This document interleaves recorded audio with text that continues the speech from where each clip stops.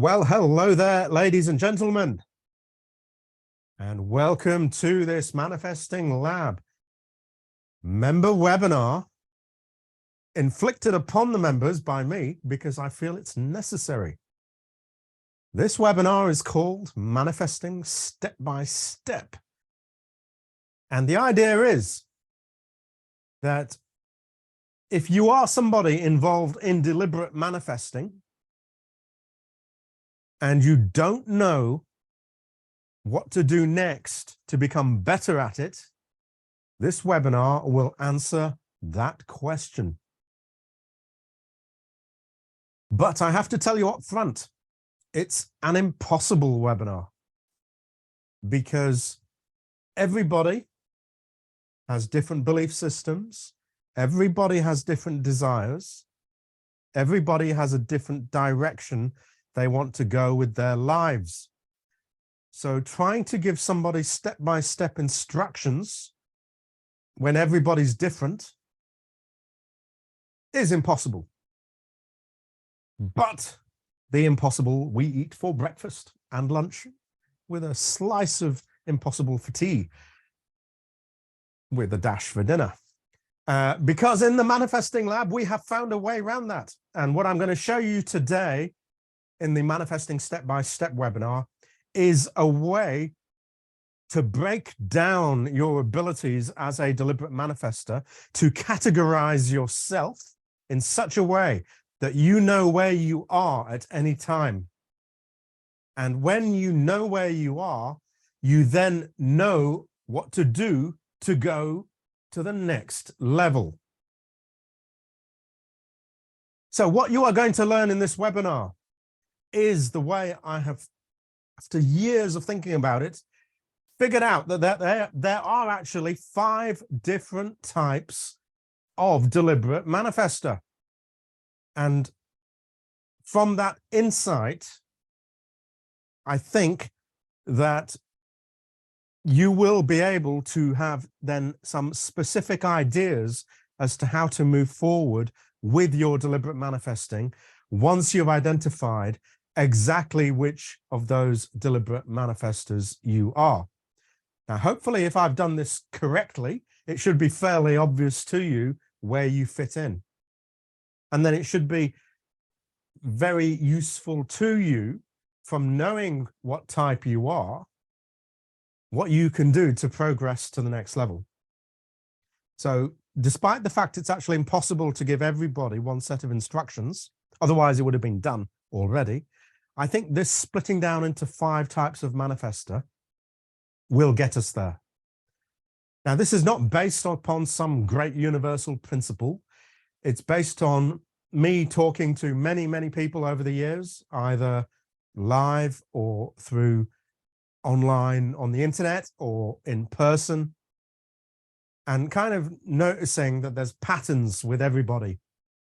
And not only that, looking at myself, I am not some perfect deliberate manifester that floats on a cloud. I use a magic carpet, but not a cloud. So I see within myself all of the things I'm about to show you. And you will hopefully see them within yourself as well. And it should become very obvious where you go to become better at manifesting and what your next step-by-steps are. So you are going to learn this, the 5 different types, and then you're going to learn what to do when you discover the type that you are. You're also going to learn, perhaps even more importantly, how you can spot the top-level deliberate manifestors, because they proudly walk around naked in public, followed by a line of monkeys. I bet you didn't know that. All this and more coming up right now. But before we go any further, there is something serious I need to discuss with you. I'm afraid there's just no way to avoid this subject. At the time of this recording, there is an individual with a white beard. I believe it's an old man who dresses in a bright red suit. And he breaks into people's homes across the world. And the police are powerless to stop him, despite him announcing beforehand when he's going to do it. And the fact that he's going to commit this appalling act through your chimney, even if you don't have a chimney. This is truly a master criminal of epic proportions. But we at the Manifesting Lab will do our bit to apprehend this individual, this criminal mastermind. We will stop him breaking into our homes. And I intend to do that with the power of a star of the webinar gold badge. So to encourage the coming apprehension of this evil criminal genius, what I'm going to do is every single person today who makes at least 3 useful contributions to today's webinar will automatically get a star of the webinar gold badge. I can hear the gasps through the gathered masses. Yes, indeed, the reaction is deafening. So the way I shall operate this is that I shall review the chat transcript of this webinar afterwards, and anyone who makes at least 3 useful contributions gets this badge automatically. And if anyone doesn't understand how important this badge is, you need to bash yourself over the head with a frying pan. You know how important it is. I rarely give them out. But at this time of year, in order to chase that individual, this is what I'll do as my contribution to this so-called festive season. Now, some of you may argue that there's no connection between that bearded old man and a star of the webinar gold badge, but some of you don't know what you're talking about. So we'll just quietly and quickly move on. So let's look at the manifesting step-by-step webinar map. Now, hopefully, many of you, or in fact, all of you may even understand what this webinar map is about, because what it is we go around the slides in this kind of order, and we go around within the slides in this kind of order. Now, this is a webinar on the 5 levels of manifesting. And in order to maintain some degree of perhaps fear and anxiety, I'm not going to tell you what the levels are. And so if you sneakily look at these slides, you will see I have level 1, level 2, 3, 4, and 5. I have not named the levels. So those of you who thought you could attend this webinar and not have to sit through it to find out the level names, I'm afraid that evil plan has been vanquished. But you will notice that I've also split this webinar into 3 sections. The first section is called Unsure. The second is called Committed. And the third is called Competent.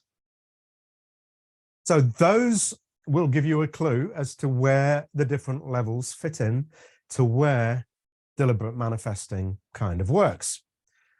Because if you are an unsure kind of deliberate manifester, this is the section that you will be covered in.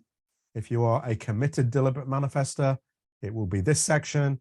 And if you are a competent one, it will be that one. So there is some kind of, you could almost argue there is some kind of structure to this webinar. Now someone's saying, I choose big manifestations and I'm stuck there. Well, you are level 3, my friend, and we will come to that shortly. So I've already analyzed one of the people in the manifesting lab in literally 1 second. But what I shall do is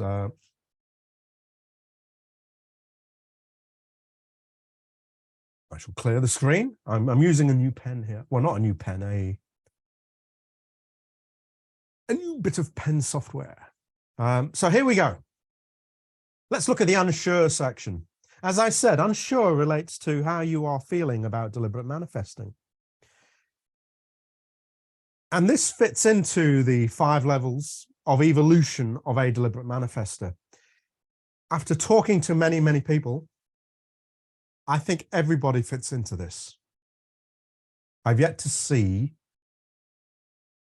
anyone who doesn't.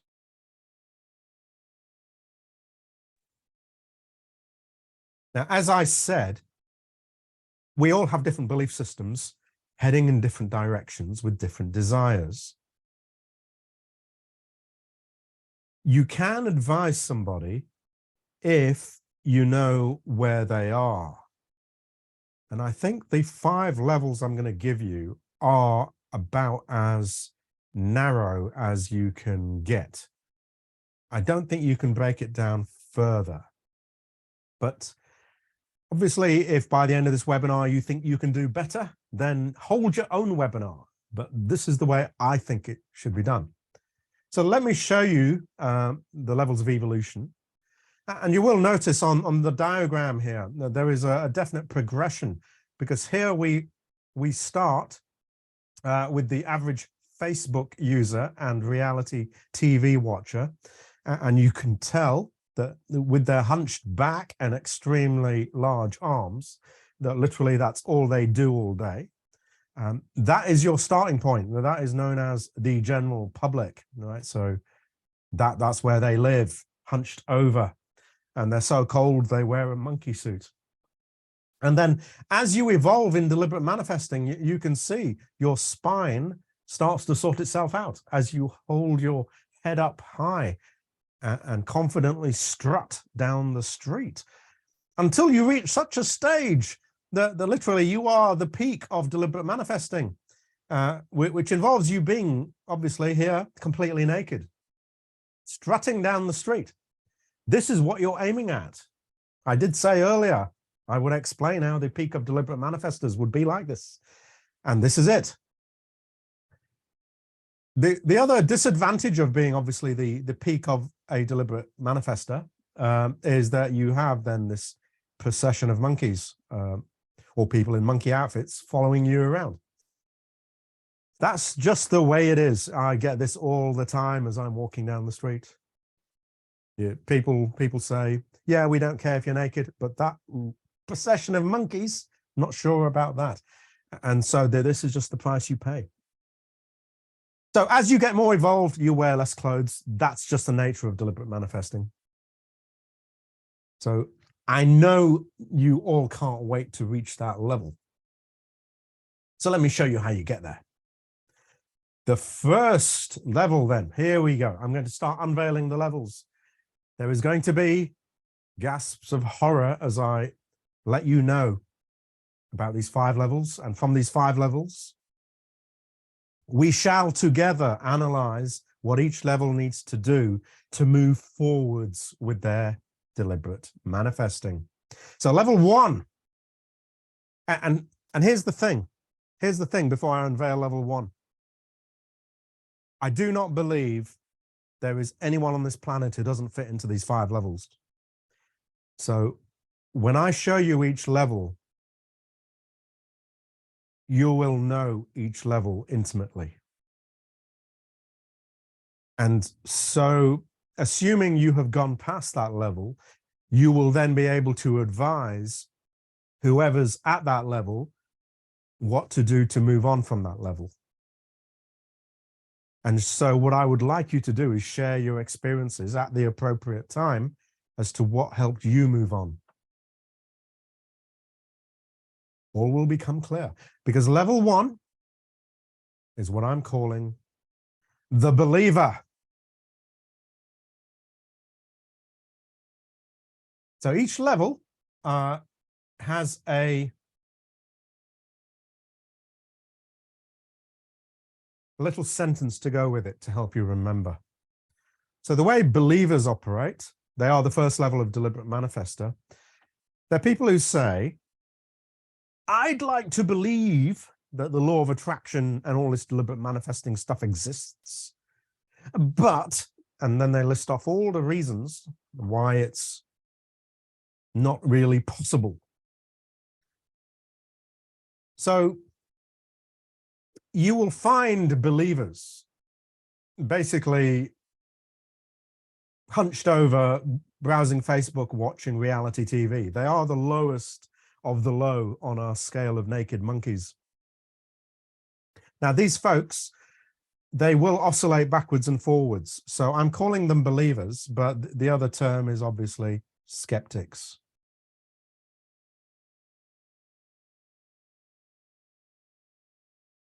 Everybody has to start here because of the nature of our physical reality. We live in a world that, for various reasons, doesn't really accept that you create your own reality. We accept that others do. And so there comes this point where everything you've been told by everyone else doesn't tie in to the way you're starting to suspect things work. So let me identify some of the attributes of a believer. And if you wish to throw in your own attributes, please feel free to do so. I'm just going to randomly throw some out that I've noticed that make up believers, and feel free to throw your own in. So one of the main aspects of believers that I've noticed over the years, and I have spoken to many, many believers, because certainly before the manifesting lab came along, that there wasn't really a closed group of people who know that the law of attraction is an absolute fact. It was mainly a case of fighting with people saying it isn't true, and me saying it is true, and they say it isn't true. So what I've noticed, one of the primary attributes of a believer, and let me try and find a pen that works, is that they keep wanting physical proof for a non-physical thing.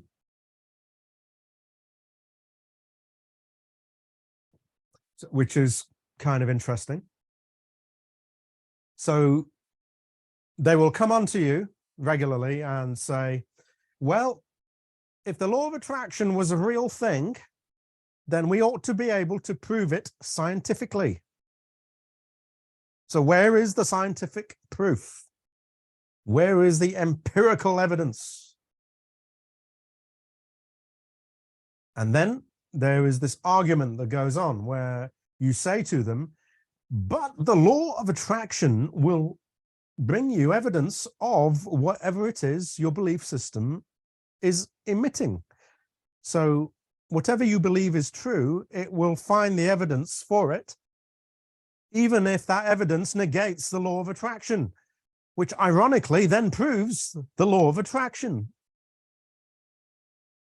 Now, usually around this point, the believer's head explodes because they can't understand that argument, but they still continue with it. So one of the main things about a believer, the physical proof, they will then go on to probably quote scientific proof that they have, or scientific, I guess, studies that prove that what you're saying cannot be true, which ironically proves that the law of attraction is true, because in order to produce those studies, they must have attracted the evidence for the result, which matched up with what they were trying to prove. So they'll often do that. They will often hang around on the skeptics forums from time to time. So you will get skeptics forums. And usually, if that they have a very limited set of arguments. So over the years of interacting with believers, there is a very small number of arguments they have that they think disproves law of attraction. A lot of them revolve around young children, babies. Oh, look, babies don't attract because they don't speak. And you try and point out that you don't need to attract with words. It's it's a vibrational thing. So just before any of you believers at this webinar bring up that argument, that doesn't work either. So what happens is, after a period of time, you've seen every argument that a believer can come up with, but they still oscillate. They oscillate backwards and forwards. And you will often also see them because they like to play devil's advocate. And that just basically means whatever you say, they will pretend to be impartial and say, yes, it could be true, but I noticed this thing. And so it's a more polite version of trying to demand proof. So they don't want to commit. That's one of the key things about a believer. They will not commit to the idea that there is an underlying vibrational law that applies 100% of the time throughout your entire life, every moment of every day. Sometimes these believers get a little clever, and they have this idea of law of attraction in a bubble.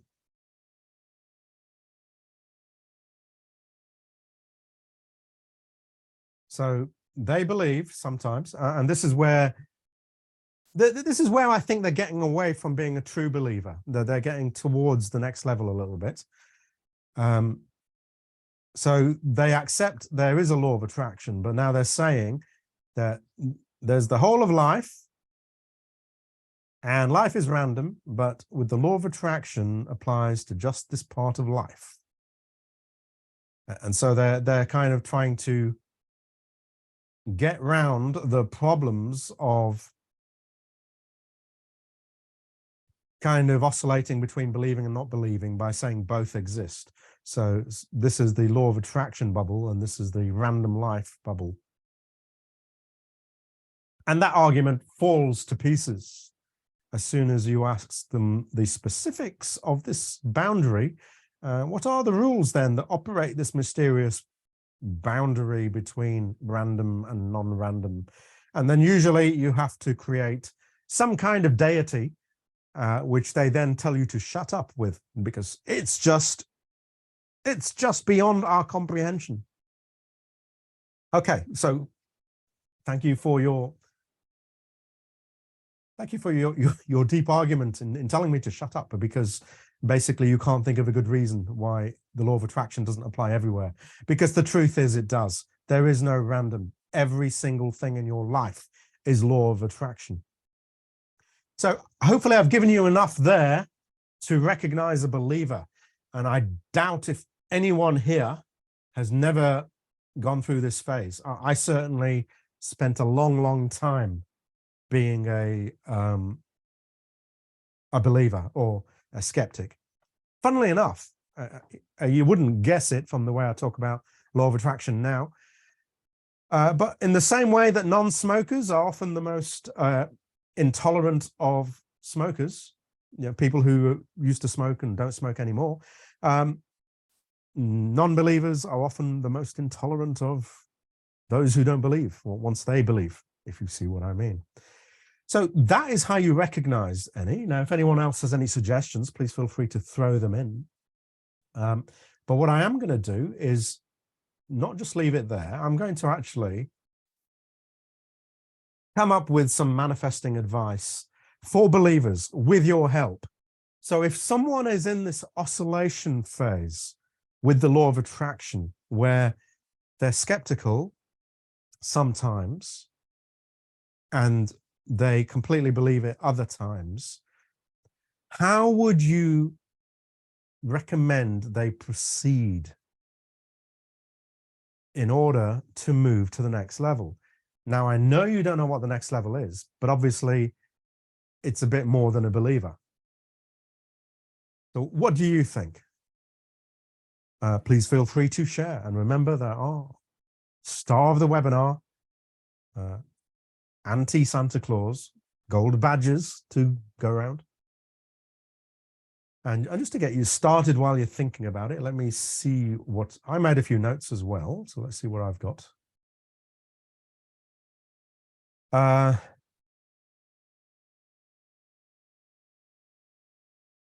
So I think they ought to start seeing the correlation between the thoughts they think and the reality that occurs.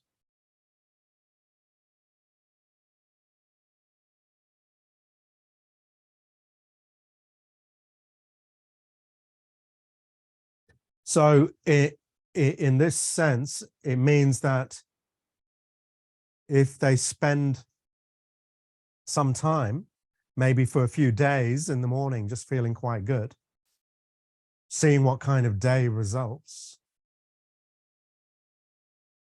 and see how that's different to the kind of day that results when they don't feel good. Now, we will go into why feeling good matters shortly.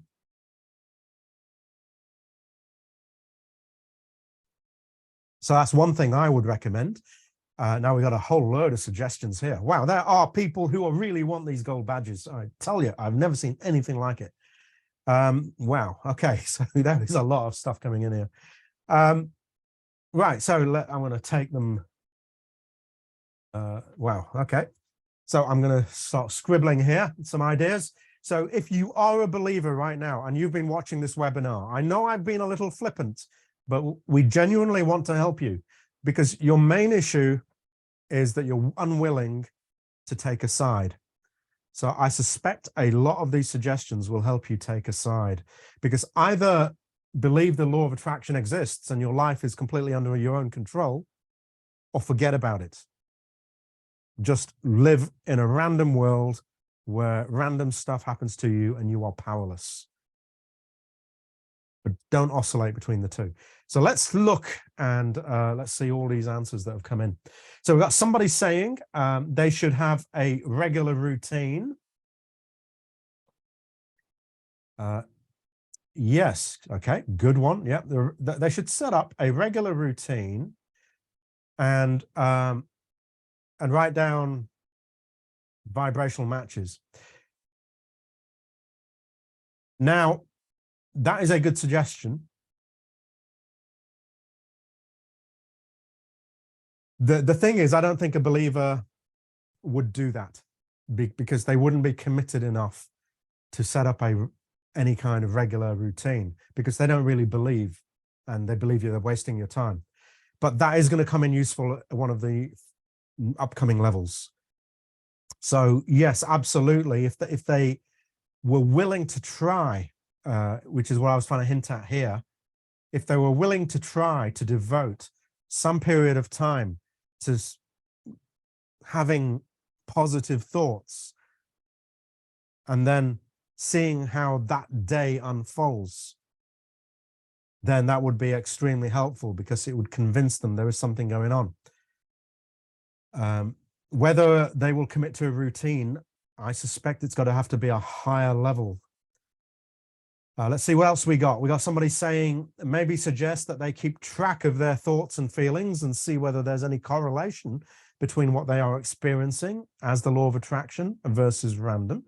So keep track of thoughts and feelings, which I guess is kind of a journaling type thing. That would be an excellent suggestion, because it might be hard to get them to try any kind of vibrational work, but a journal sounds a bit more neutral. So if you were just to write down every day the events of the day and how you were feeling, so it's a kind of a feeling events journal. So you keep track of the thoughts you had during the day, you keep track of the feelings you had during the day, and then you keep track of the events of the day. And then I guess over a period of time, it would become blindingly obvious that your life is more than random. And it would also become obvious where your blocks are. And blocks will become important at a higher level that we're going to come to. So we got somebody saying also writing down your vibrational matches is really powerful. It's a good method to make the correlation. Yeah. So again, I guess that ties in with the idea of the journal. Yeah. Let's see what else we got. So another person saying, try to get them to analyze their thoughts and their life. So again, we're coming back to the same sort of idea. So the problem I have then, as somebody who obviously has been doing this manifesting stuff for some years, is I can't actually remember what it was like to be a believer, because I've not been a skeptic for so long, but I know I was. So the fact that you're coming up with similar ideas to what I had is kind of encouraging to me a little bit, that I haven't completely detached myself. Now let's see what else we got.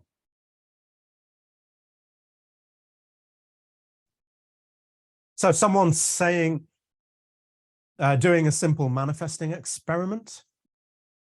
Okay, yes. So they might not be willing to commit to a routine, but they might be willing to try a manifesting experiment. So, and they're saying manifesting something specific to which they have no emotional attachment to. Yes. So one of the powerful ways of proving that manifesting works, and it's very straightforward to do, and it's what I like to do to believers, is the manifesting box. So the manifesting box idea is really very, very straightforward. You get a box, and you get a piece of paper, and you get a pen, and on the piece of paper, you write out what you want in some detail. And when you finish writing out what you want, you put it in the box, and then you forget about it. You don't think about it anymore. And just do that for a whole load of things in your life. If you do that, you will find a large proportion of those requests that you have written in that box will start to manifest. So these are vibrational requests. It's a manifesting experiment. Now, in the manifesting lab itself, we have a more advanced version of this that we call the list. Now, so if you are a believer and you happen to have joined the manifesting lab, highly recommend starting with the list, because what that will do then is create more and more evidence for you that something is going on.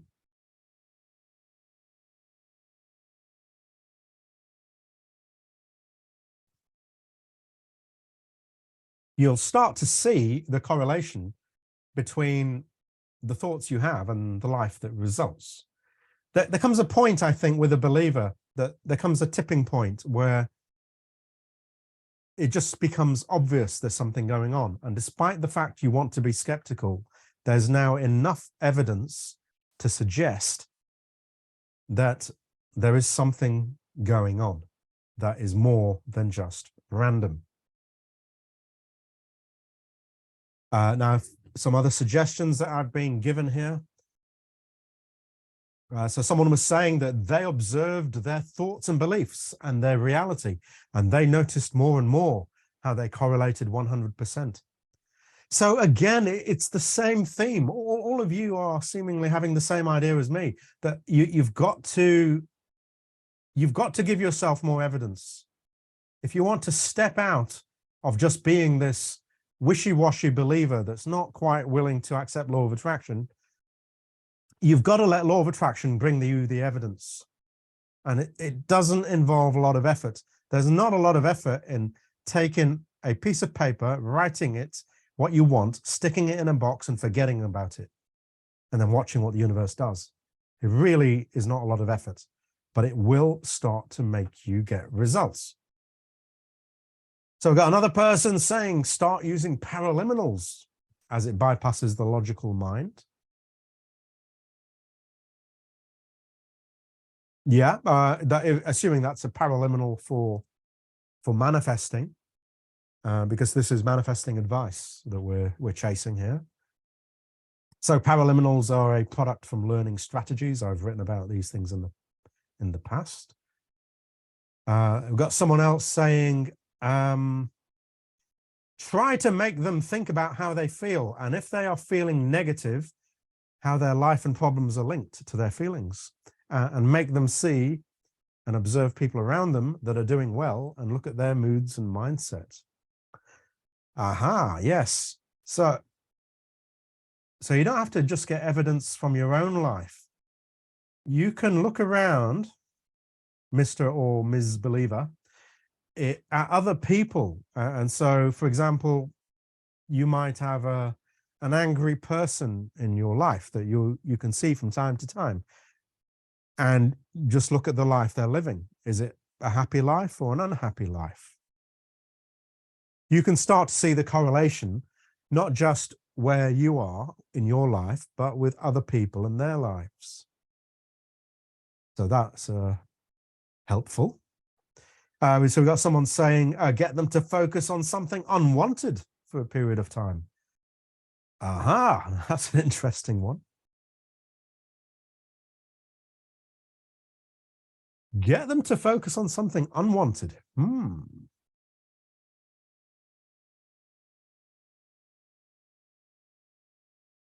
So if they truly, and that's an interesting suggestion, because quite often we can think about positive stuff, but we are so negatively focused that we don't see positive stuff, even when the law of attraction brings it to us. But if you were to actually do the opposite, start making yourself very miserable, focus on things you don't want, and then your life goes to bits, then you're probably more likely to notice that. But then you're probably going to be in such a mess that you will never look at deliberate manifesting, because you'll be out of vibrational range of it. But that's an interesting suggestion. And another person saying,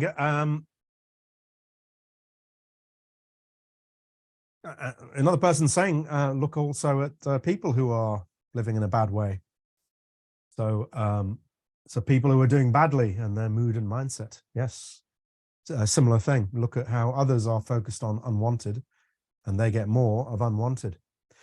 So the underlying theme that we're building up here is believers need to generate more evidence, one way or the other. There's no point sitting on the fence. Either law of attraction's real or it isn't. Got another one coming in here. Someone's saying, if they're super skeptical and scientifically minded, I'd probably also give them some scientific evidence that shows, for example, that meditation is super powerful. And they're saying mindfulness meditation can change the brain within 8 weeks. And they're saying, so that meditation is super powerful and that it helps them in many different ways, for example, lowering blood pressure. I would then show them further scientific evidence about how thoughts and emotions are connected and how positive emotions help people in many different ways. I'd then tell them that they have nothing to lose, that they can just try to make themselves feel better every day and see if their life changes. Yes, so that's a good point to make to believers, and it's a good point if you are a believer for you to bear in mind.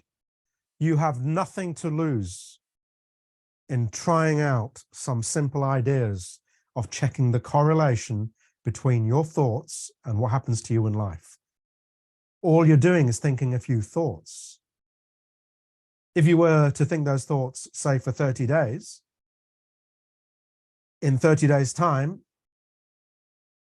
you'd be 30 days older, or in 30 days' time, you'd now have an understanding of how the universe really works.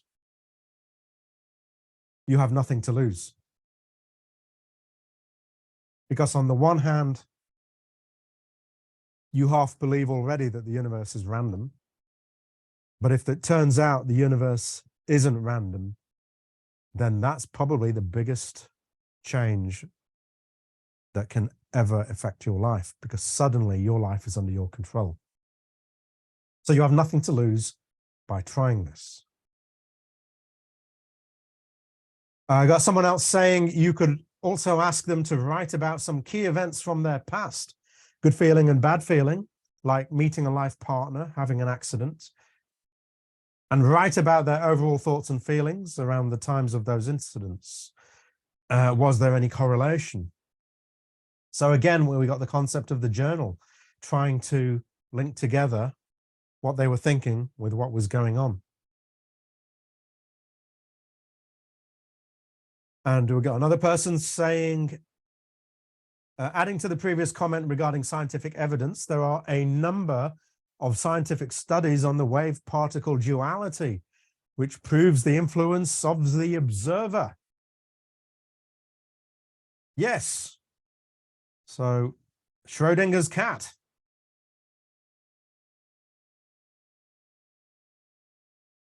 I won't go into the details, but the problem with scientific evidence, as proved by science, is that the observer of an experiment affects the experiment. The thought experiment of Schrödinger's cat, and you can look it up yourself, demonstrates why.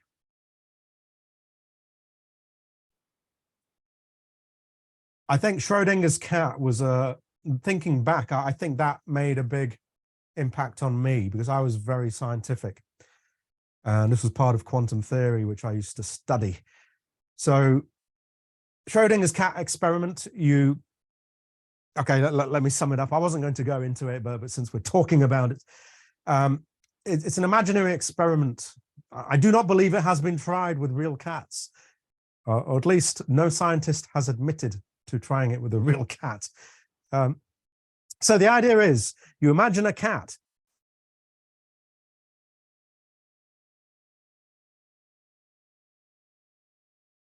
This is the Manifesting Lab official diagram for a cat. Here we go.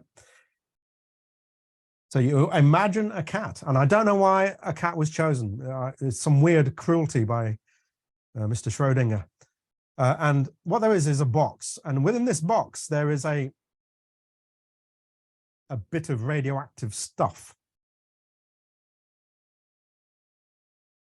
And at any moment, this radioactive stuff could emit a particle, which when it hits a live creature, will kill that creature. Now, there may well be variations on the story. I don't know if Schrödinger's explanation is quite as ruthless as mine. So what you do then in your evil genius way of operating is you take the cat, you put it in the box with this particle that could emit at any moment. You close the box, so you have no idea now what's going on in the box. This particle, radioactive particle, could be emitted at any moment. And so this thought experiment now asks you to think, is the cat alive or dead? And the conclusion you come to is there's no way of knowing until you open the box. Because from a scientific point of view, the cat exists in a state of undead. Because it's neither alive nor dead until you open the box and confirm that it's alive or dead. Now we're not going to get into quantum theory, but the idea is then that a particular outcome does not exist until you give consciousness to the outcome. And this experiment was about proving whether light was a particle or a wave. And it's a similar idea. Unless you look at it and decide it's a wave, it's not a wave. So until you open up the box and see that the cat is alive, you can't say it's alive. So if you're fascinated by dead cats, go and go and look at Schrödinger's experiment. And it's a thought experiment. He did not do this with cats, okay? It's like Einstein used to do, just imaginary experiments.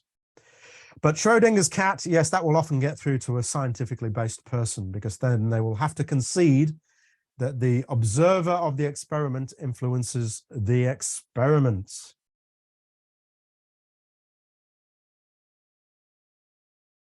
Now we got another one coming in here.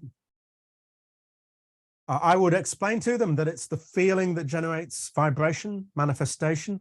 So if they had a feeling-based manifestation that was frustrating, were they having frustrating feelings about something else? Because a lot of people think law of attraction is only about thoughts, not understanding that the core component of it is feelings. Yes. So I think this is also a very helpful thing to do for a believer, is to try and understand the real theory of law of attraction. Because if you are a believer and you're hanging around the skeptics forums, what will happen is you will just be told this strange idea that these apparently sensible people, perhaps who are professional people, that they've suddenly lost their minds and they're just randomly believing that all these weird things are happening in the universe, out of nowhere. They've suddenly just completely lost their minds. And the reason that argument works is because the people making those arguments that are not providing the actual theory upon which these professional, sane-minded people have started to realize that the universe is not random. So if you want to crush the opposition, you don't explain the theory that leads to their mindset. Because once you understand the theory that leads to the mindset, you start to understand the mindset. So if you are a believer, but you don't understand why crazy people like me and quite a few others on this Manifesting Lab place actually believe the way we do, start to learn some of the theory and you'll start to see it makes absolute sense. It's a lack of theoretical framework that can quite often lead to just casting aside someone's opinions or views on how the universe works. So I would absolutely do that. And the other advantage of using theory is it gives that logical, skeptical mind something to play with.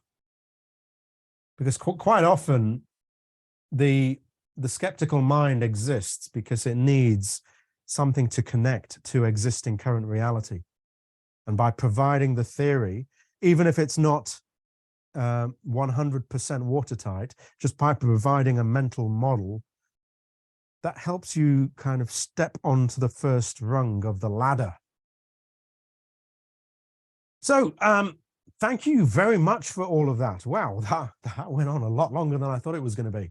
But I think there's some really helpful advice here that I certainly hadn't thought of. But I think ultimately, the key point with a believer is you've got to start allowing the law of attraction to bring you evidence if you want to believe it really does exist. So all of these things, nothing to lose in trying them, everything to gain by giving it a go. So I'm going to move on now to the second level. So I hope that was helpful to the believers among you. And I doubt very much there's very many believers in the Manifesting Lab. And I shall explain the reason for that shortly. But thank you for those contributions. So that was level 1, the believer. Level 2. Oh, yes, level 2. I love the level 2. I really do. Mainly because I am extremely guilty of this. So I'm about to launch into a great tirade of abuse against level 2 people. But a lot of it is aimed at me because I have utter level 2 attributes. And from the name of what the name I've given to level 2, you'll see I'm not a fan. But as I said, it's the non-smoker thing. You know, if you were a smoker and you stopped smoking, you now hate smokers more than someone who never smoked. So here we go. Level 2, I'm calling the scavenger. And the sentence that sums up the scavenger is, where's the real secret method?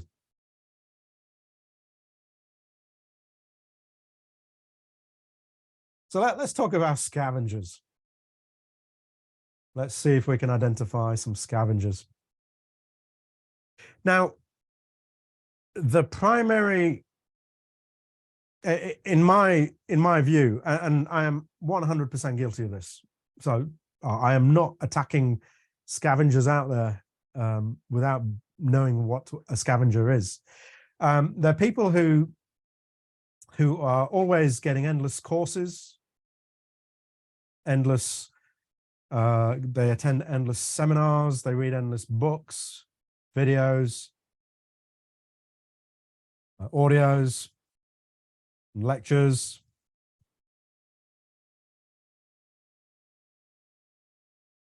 And they're people that have gone past the believer level. Then they're not people that need to be convinced that the law of attraction is a real thing. But they think there's a shortcut. So that's what drives the believer. They think there's a secret method. And they go through all these things, endless courses, seminars, books, videos, endless. And the underlying thing that they're looking for is the hidden secret method. They're feasting on the corpses of these courses and books and whatever, like a vulture, trying to pick out all the bits of meat, which are the secret methods. And what they're doing as a result of searching for the secret method is trying to find the shortcut. So they've accepted law of attraction as a real thing. They know that your thoughts create reality, but they think there is some magic thing that if they only could find out what the other people know, then it would work for them. And then they would live on their island somewhere in the tropics, smoking cigars or whatever they want to do all day long. Because that's what you do when you've got the secret method. So it's a never-ending search, looking for the shortcut. So I'd say that is the driving force of a scavenger.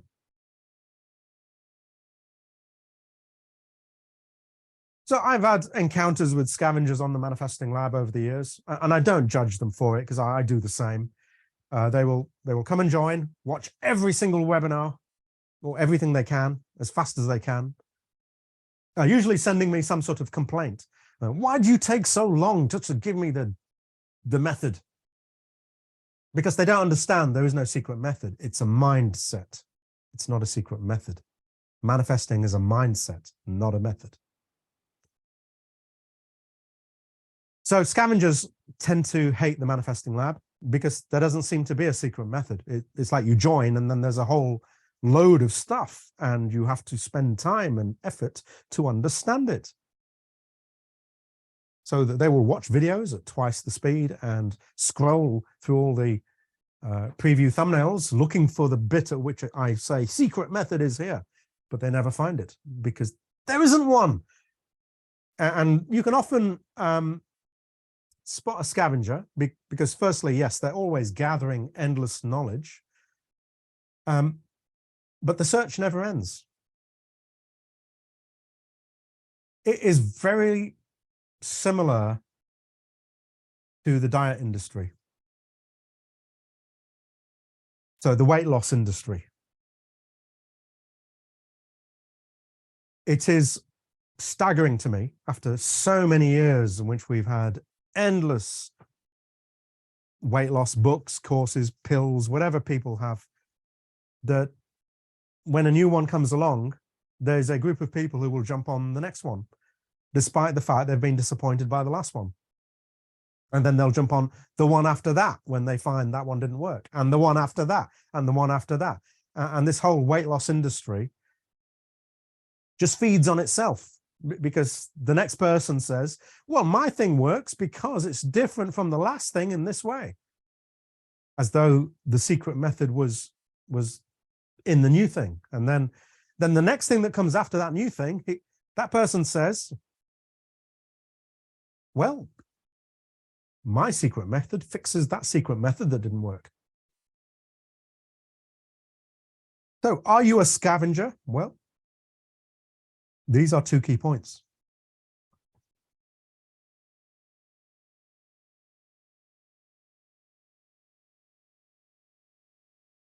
So one of the other things about scavengers is they're always looking for a fast result.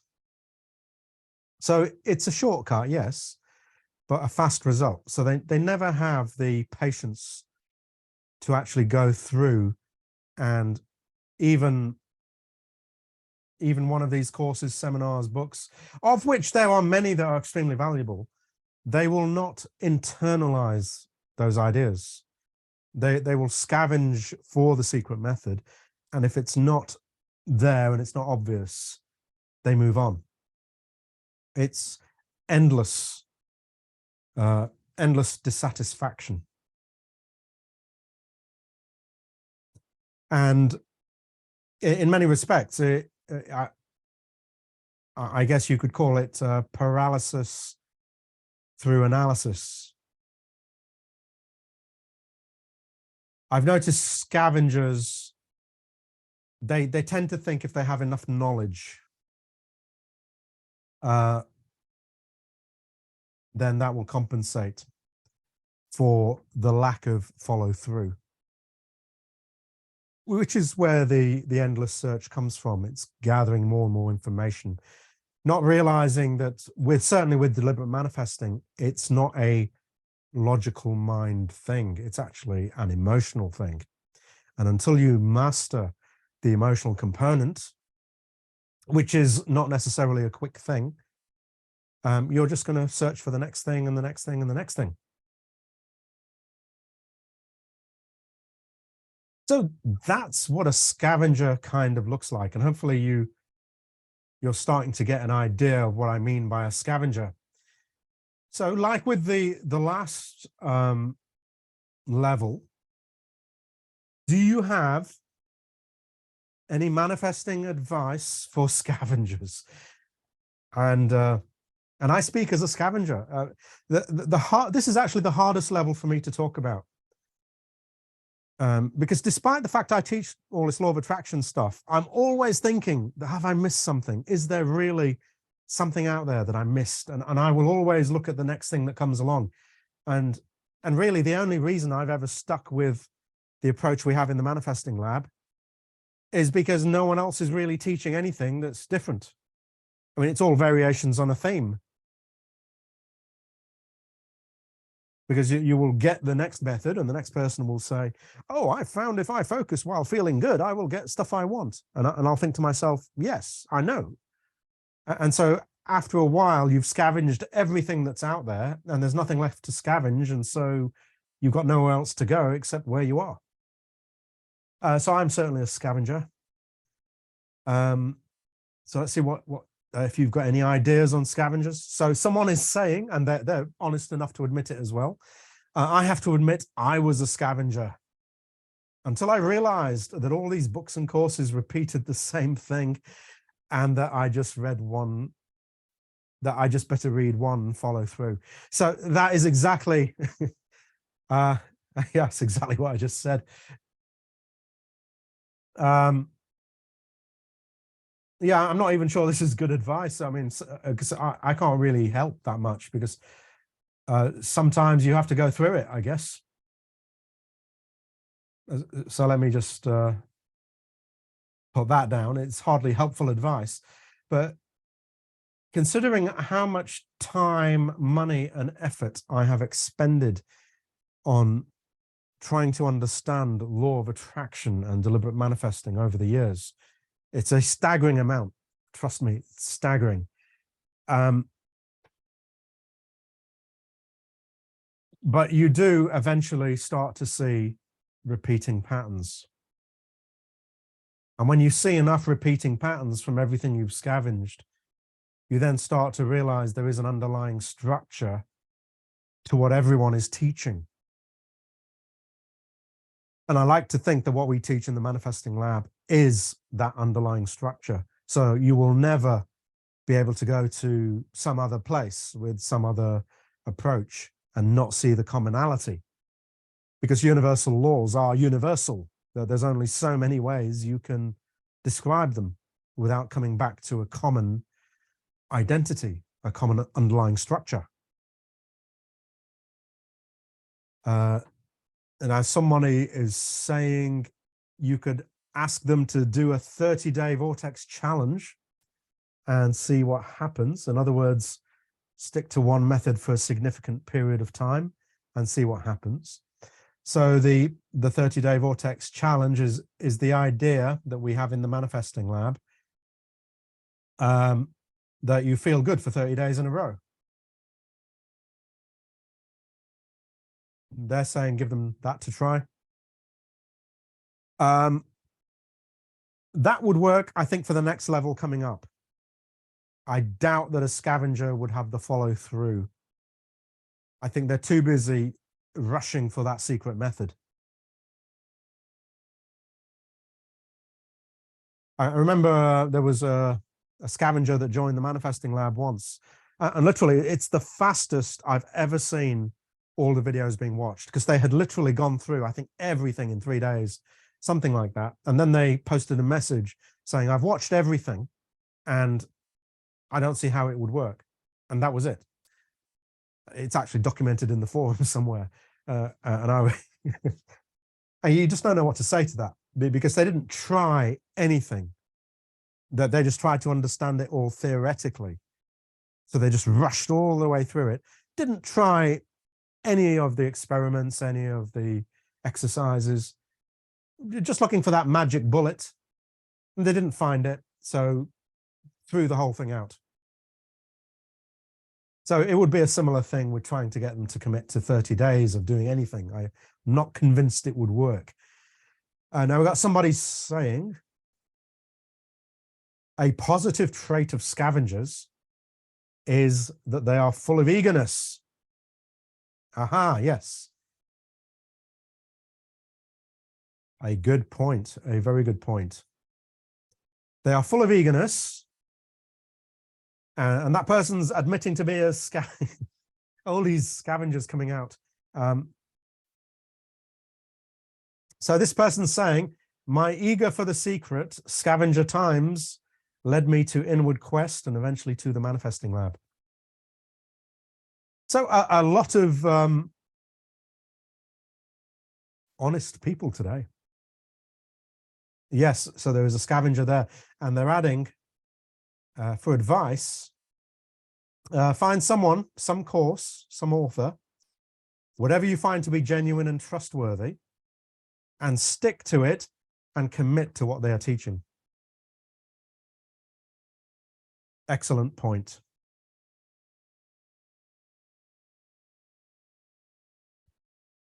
I think this is probably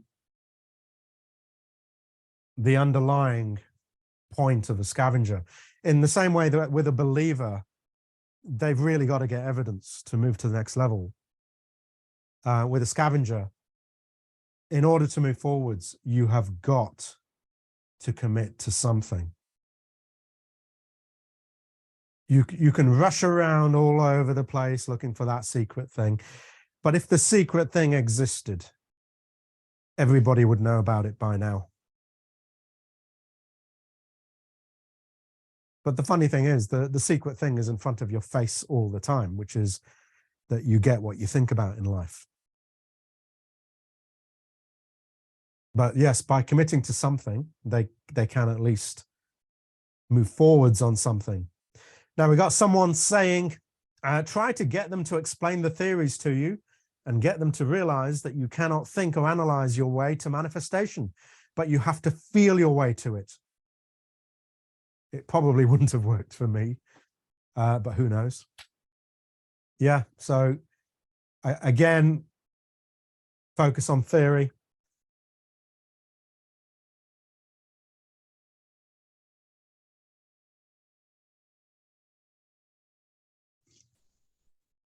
Again, if that logical mind, the mind that is scattered, has something to pin itself onto, it's more likely to commit. So there's the value of understanding the theoretical framework may then give you a reason to commit to something. The other manifesting advice I think I would have for scavengers, and this comes as a scavenger, and even someone, as I said today, I will, if there's a new course out there, there's something new in the world of manifesting, I will be jumping on it to find out what is this new thing, which never turns out to be new. It's just the same stuff in a different way. But speaking as someone who goes through this, one thing that I find quite helpful is looking at other parts of my life where I get something and where I get really good at something by putting in no effort. Because I can look at, some skill I'm developing, or some, let's say some musical instrument that you're trying to play, some, I don't know, some art you're trying to master. Where in your life, apart from deliberate manifesting and dieting, do you seriously expect to become a master of it just like that, without putting in any effort? It is a strange mindset that when it comes to deliberate manifesting, the ideas that you must put in study and you must put in practice get thrown out of the window, especially by scavengers. They're not interested. And yet, where else in their lives do they get something for nothing in that way?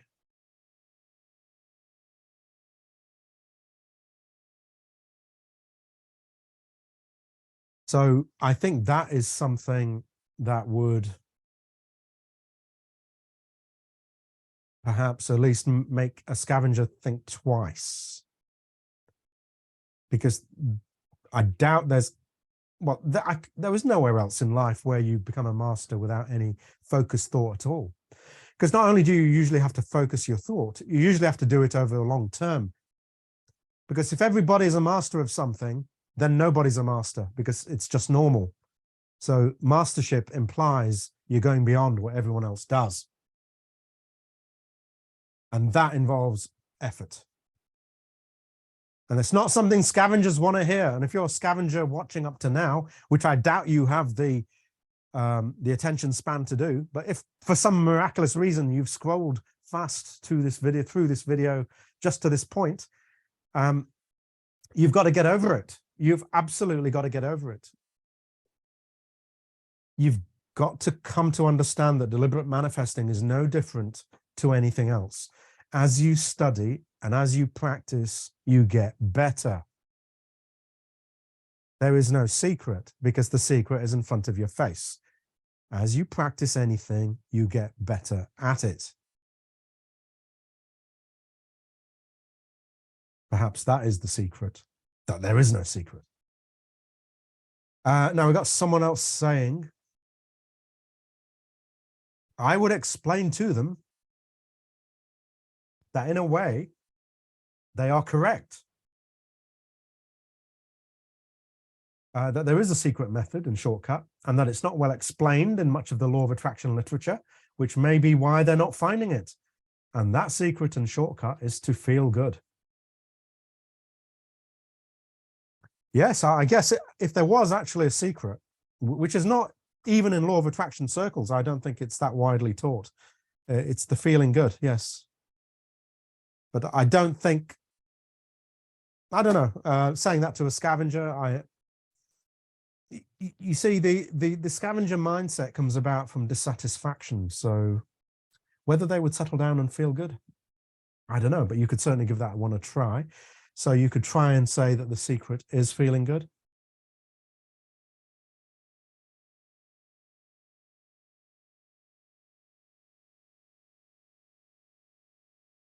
But that still wouldn't get them their stuff overnight, which is what they're chasing.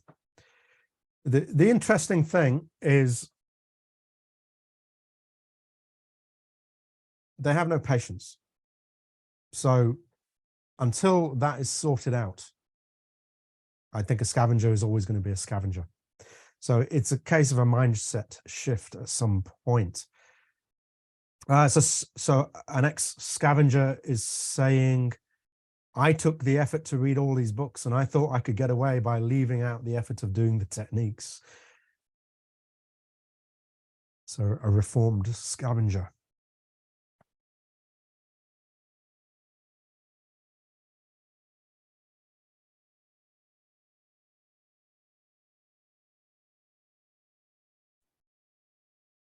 And another person's saying, I guess scavenger's mindset cannot accept simple solutions. Ah, yes, they want something complicated and special. Ah, yes, good point.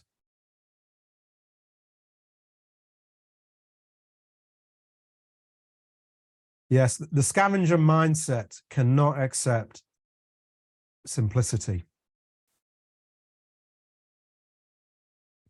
Because that's what the secret method mindset is based upon, that there is some complex set of things you have to do that is hidden from everyone else. And if you do this thing that others don't, you will get the results that others are chasing, but which they don't have. And so they can't accept that everything is so simple. It's like they say, a fish discovers water last. Because it's around you all the time. So law of attraction's there all the time. It's demonstrating how it works every single second of your life. But if you're ignoring that and looking for some complicated secret method, you're missing the obvious. Now, let's see. Someone else is saying, when you interact with them, then make sure you are in the vortex. Focus on their eagerness, their positive aspects, and look at them through the eyes of source. This is a very technical answer, and they're saying this process will likely uplift them. Then focus on your knowing that they'll find their way, that they'll be guided by their inner being. And this exchange of energy might have a positive effect on them, and they might want to know what your secret is. And then you can give it to them in a then you can give them more specific advice. For example, they should choose one method and stick to it. Yes, and thanks for bringing this up. This is a very good point. If you want to influence any of these manifesting levels, then you become the walking example of what it's like to live at the higher levels. So I know this is not advice to a scavenger, but it's advice to people that deal with scavengers and deal with believers. You become the walking example, the living example. And sooner or later, they'll say, how do you do it? And when they say that, now you can give them a little bit of information. So yes, that's a good way to deal with these people. So we got plenty of information on scavengers, actually. A lot more, again, than I thought we were going to have. So thank you very much for sharing. I don't believe, if I've missed anybody, please let me know. There's an awful lot of stuff here. I think I've got through it all. Yeah, so complain if I've missed anybody. There are more comments here than I've ever seen before in any webinar, but literally screenfuls. But I think I've summed up what most people were saying. So I'm going to clear that off the screen.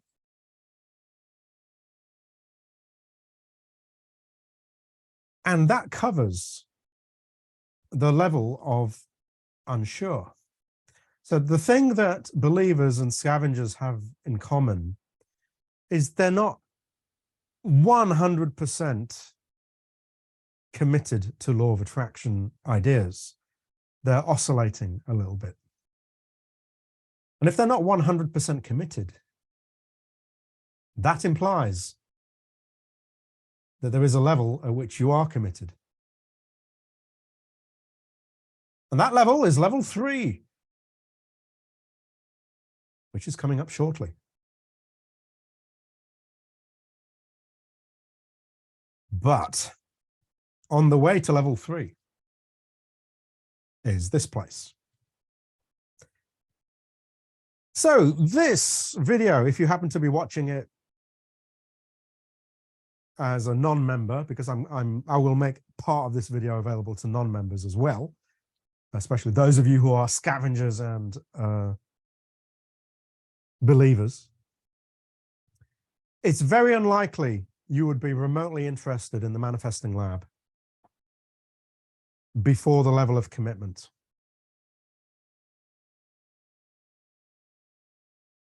In fact, I'd be amazed if we have any scavengers or believers here. I think everybody who stays, anyone who commits, is beyond that level.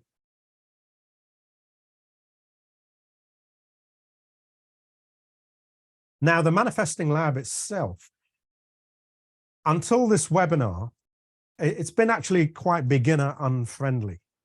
So it's been quite unfriendly towards scavengers and believers.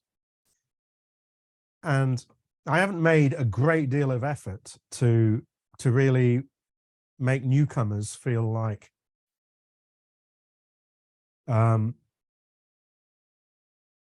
almost feel like they're in a place for beginners. And so just let me explain a little bit about why the manifesting lab is actually quite a leading edge place, and it's quite an advanced deliberate manifesting place.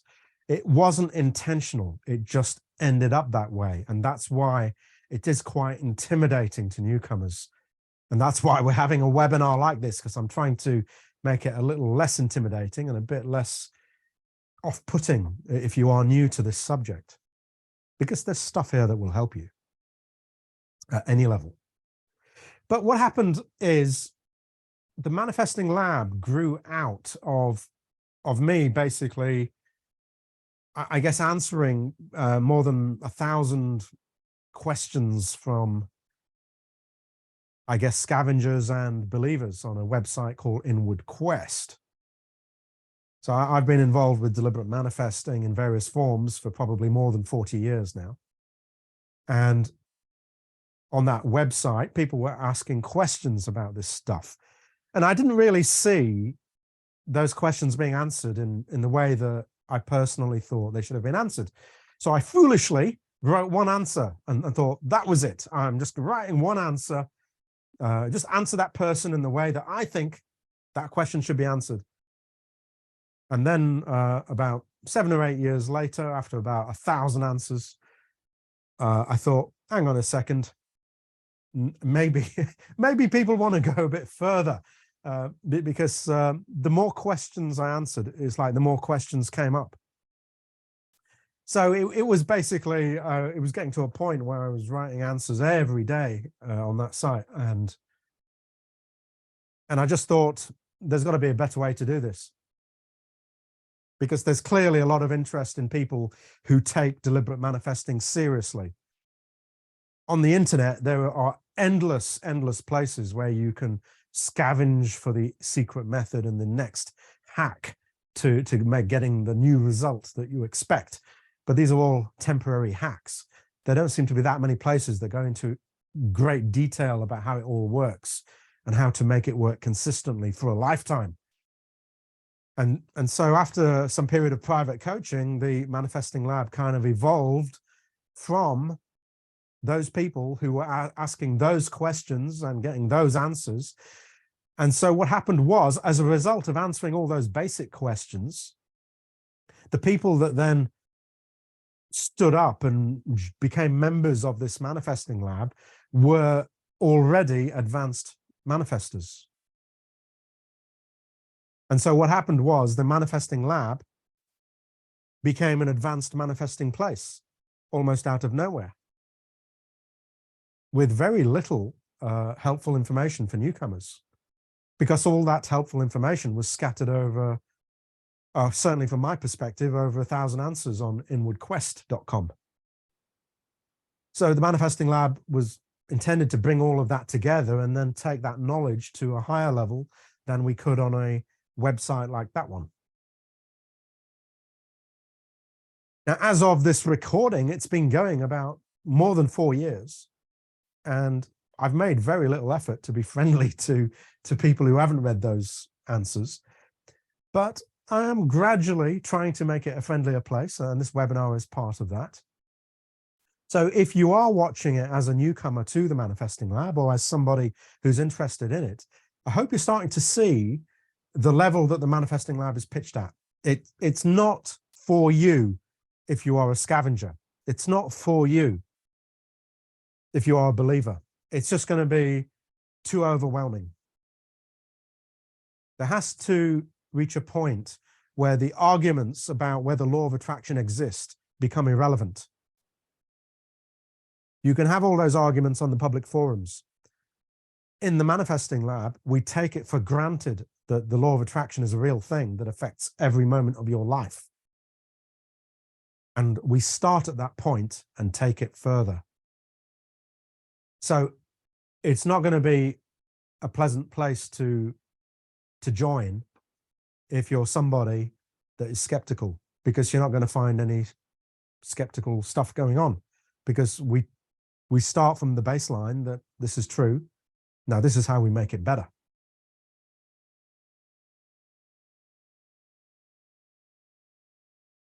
Now, as I said, the Manifesting Lab kind of slots into this area here. So we have the believers and we have the scavengers. And then once they decide to commit, on the way to committing, now that's where the Manifesting Lab fits in.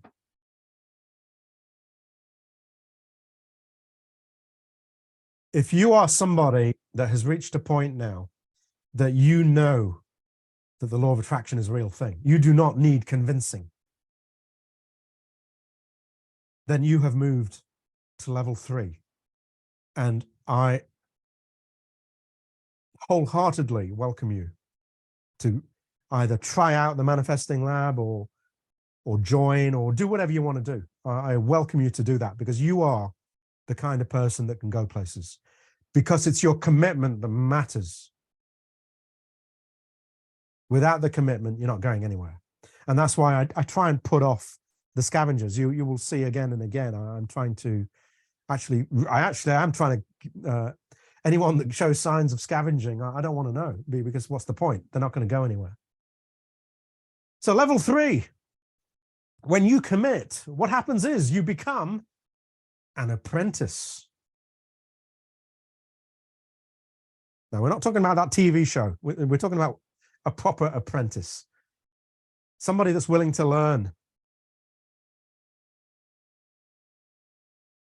Doesn't mean the apprentice is somebody that knows it all. And I wouldn't dare even say I know it all.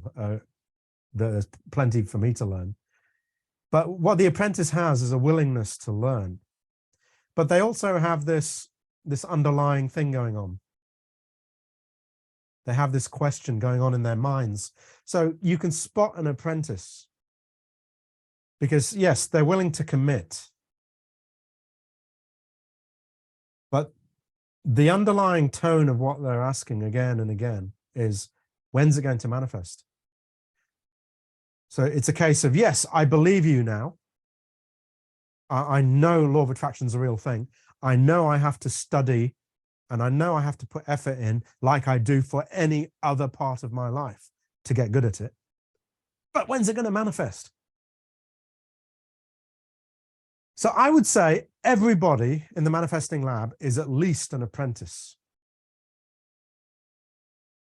Many of you will be beyond this. but some of you may resonate with this more than you did with the previous 2 levels. The apprentice quite often can be spotted because of the impatience for results. Hints of a scavenger there, but it's kind of a more controlled scavenging. It's an acceptance that there is a process you have to go through to get your results, but there's still a wanting of the results. I would say another attribute of the apprentice is a fixation on form. So you will have an apprentice trying to manifest something, and maybe it's the universe responds, and it's not exactly what they envisaged. Maybe, I mean, to take an extreme example, let's say they wanted a new red car and they got a new blue car. They would consider that to be a failure and that the law of attraction doesn't really work and there's something that's broken. There is a fixation on form.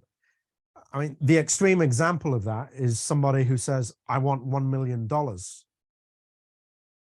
And I don't care about anything else. I just want $1 million. And then you ask them, okay, let's say you crashed on a desert island and there was $1 million in a treasure chest in front of you, $1 million notes, and you were on this desert island and there was no one else there and there was no chance of rescue. What use would the $1 million be? Well, apart from adding Tabasco sauce to it and chewing on it for a few years, there's probably of no value. But apprentices can often get lost in that fixation. And that's an issue because the universe will respond to committed, focused thought. But the universe will not always respond exactly to what you want, because the universe operates in a very efficient way. And I call this the idea of the blended manifestation.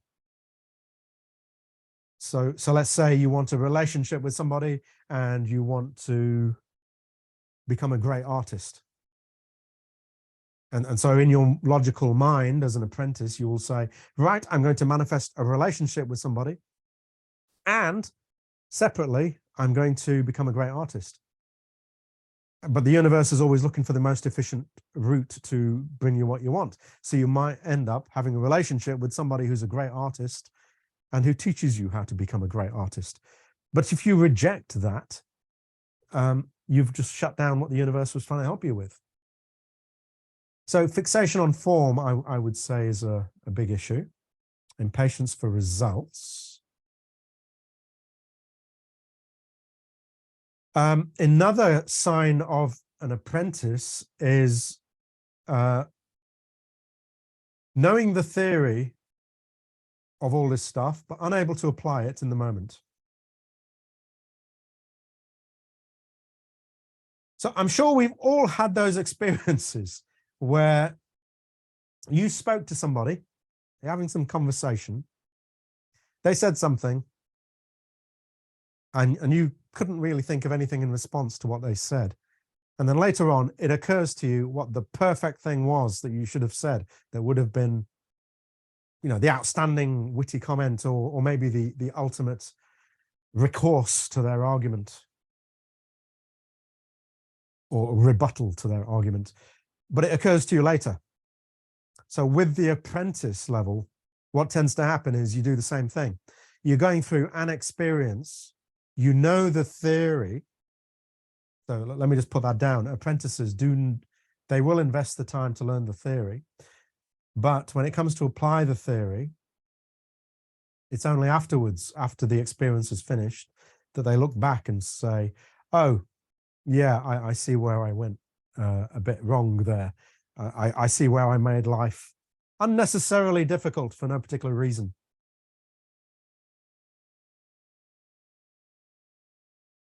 So with The Apprentice, it's about becoming more familiar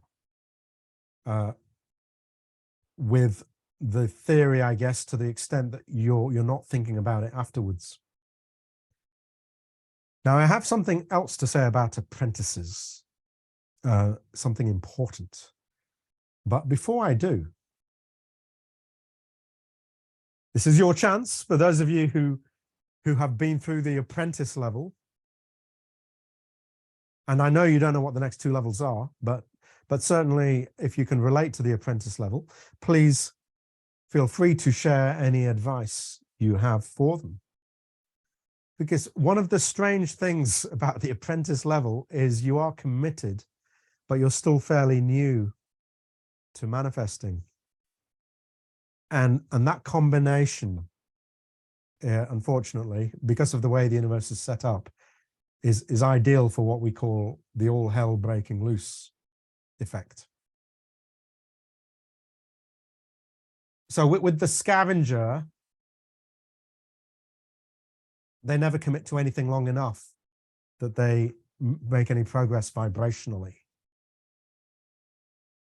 But with the apprentice, they start to take it seriously. But as they start to take it seriously, the all hell breaking loose effect kicks in and things start to get worse just as they start to take it seriously. Which is quite off-putting.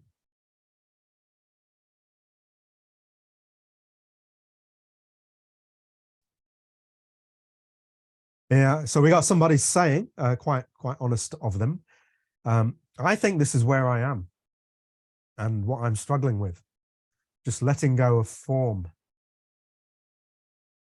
There's someone being honest here.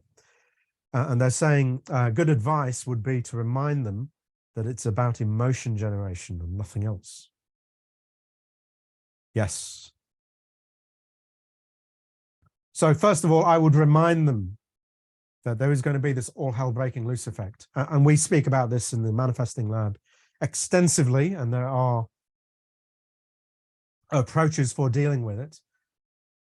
So they've got to have an expectation that if they have never taken these ideas seriously before, and it's the first time in their life, assuming they're living an unhappy life, that they start to engage with feeling better, there is going to be a period of transition where things in their life might get disrupted as things then improve, because things generally, that in order to move from unhappy to happy, there has to be a shift around of things. And so the all hell breaking loose effect seems to occur. That's just something that happens, but it's well known, but you just have to be ready for it. Yeah, and so what you're saying is start looking at underlying emotions rather than form. So with the analogy of the $1 million on the desert island, what the person would really want is the feeling of abundance, the feeling of freedom, the feeling of being able to do whatever they want to do when they want to do it. That's what they want rather than the $1 million.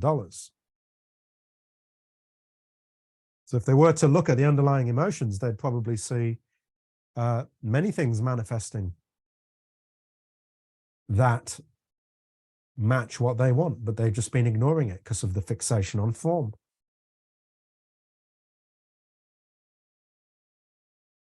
Right, we got a load of comments coming in again.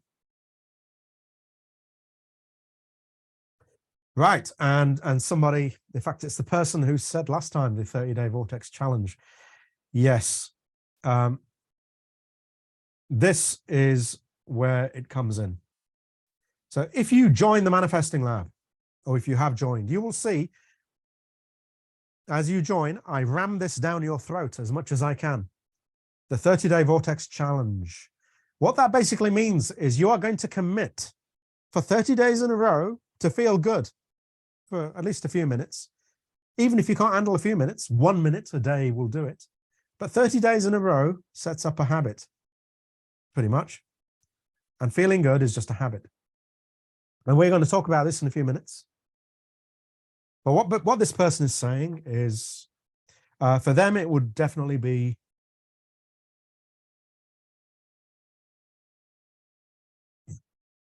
be helpful to participate in a process like the 30-day vortex challenge or the avalanche. While they participate in these processes, they will realize how great it is to simply feel good. This realization will help them become less conditional. I would also remind them of their higher self and how important it is to follow their emotional guidance and to trust that guidance. That is another step towards unconditionally, I presume, moving towards their awareness that they are a spiritual being rather than perceiving themselves as simply a physical being in a 3D environment. That awareness will also help them deal better with contrast, for example, when all hell starts breaking loose. So in summary, I would remind them of their spiritual nature, which will help them to live a less conditional life. So yes, I keep reminding them then of that spirituality. So reminding them that they are not their stuff, that they are spiritual. Because even if their stuff seems to be creating trouble, that's just their stuff. It's not them. We've got some other comments.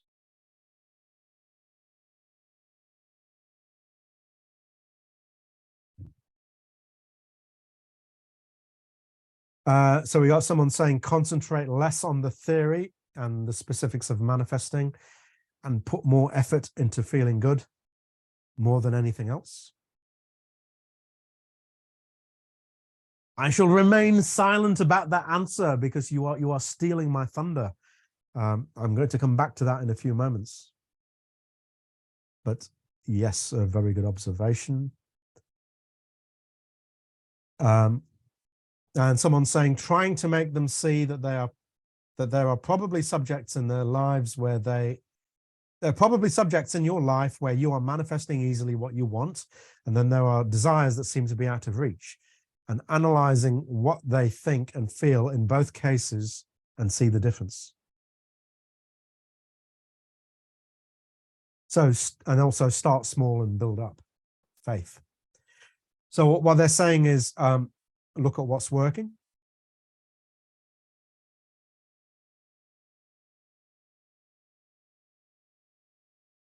And start small as well.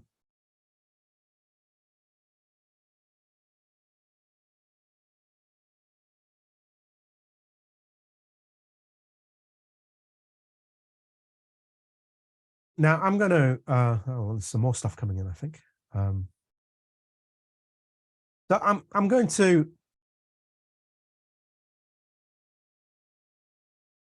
recommend, I'm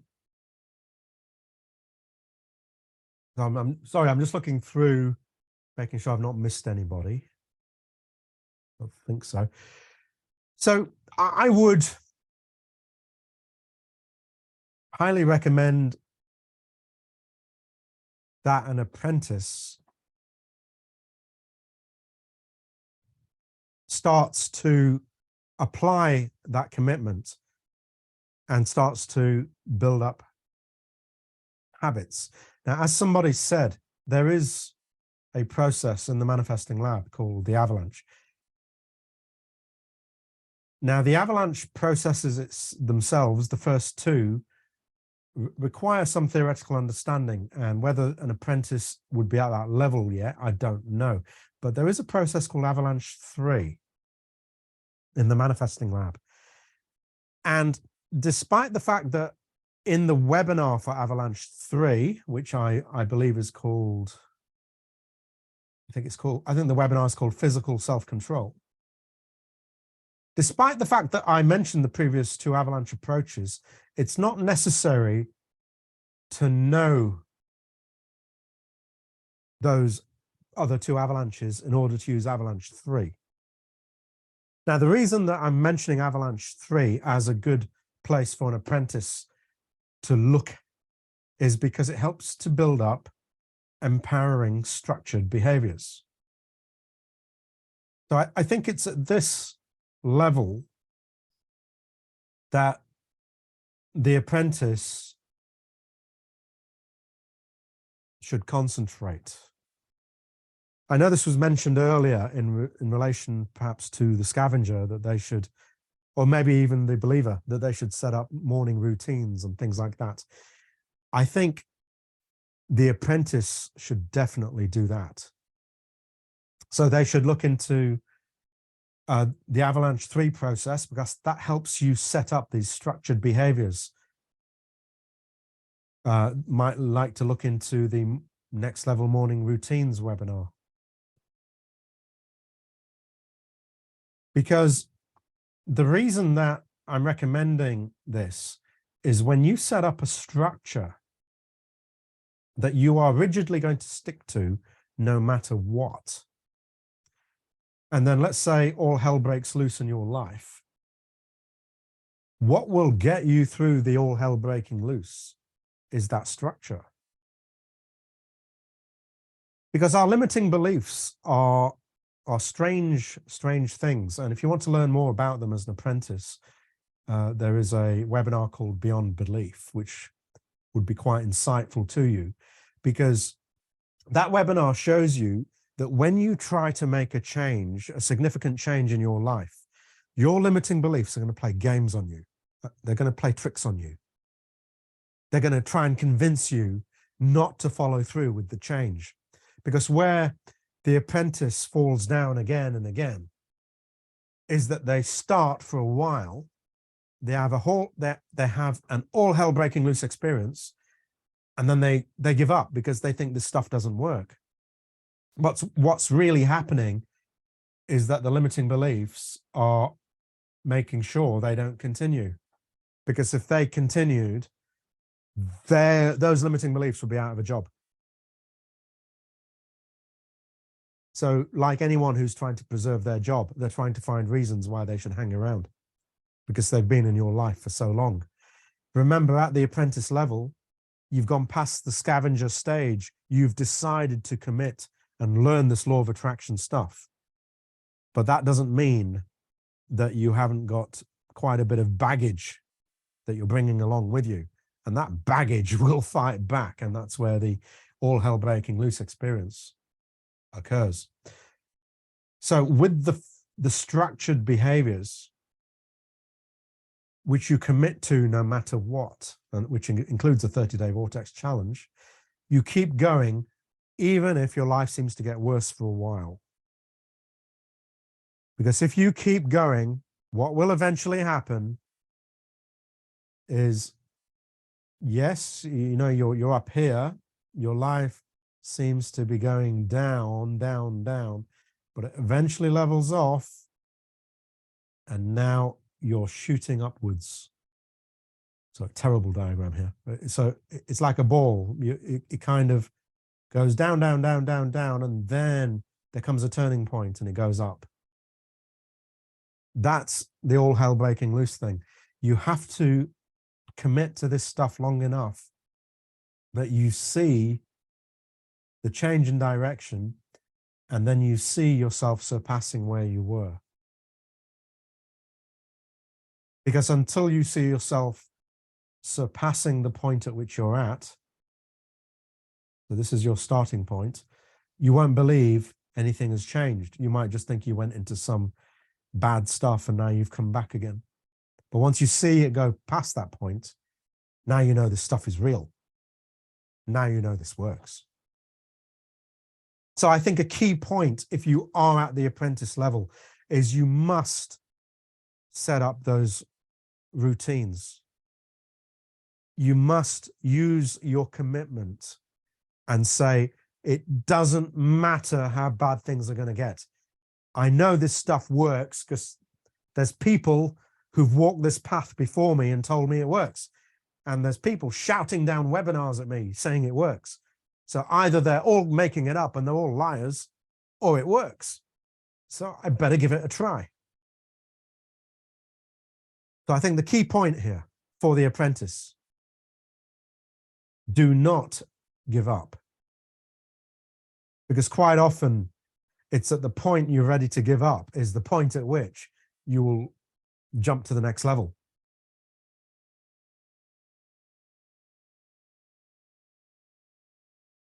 Now, there is one other thing regarding The Apprentice. Now, this is the issue that I would say is the biggest issue at the apprentice level. If you identify with being an apprentice, then this is the thing that will make all the difference. So yes, absolutely set up structures, absolutely commit to behaviors, commit to using the methods. But there's one thing that is the key thing.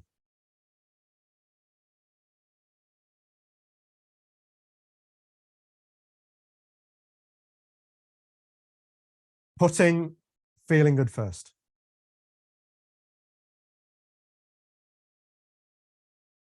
If you do nothing else but this, you'll get your stuff.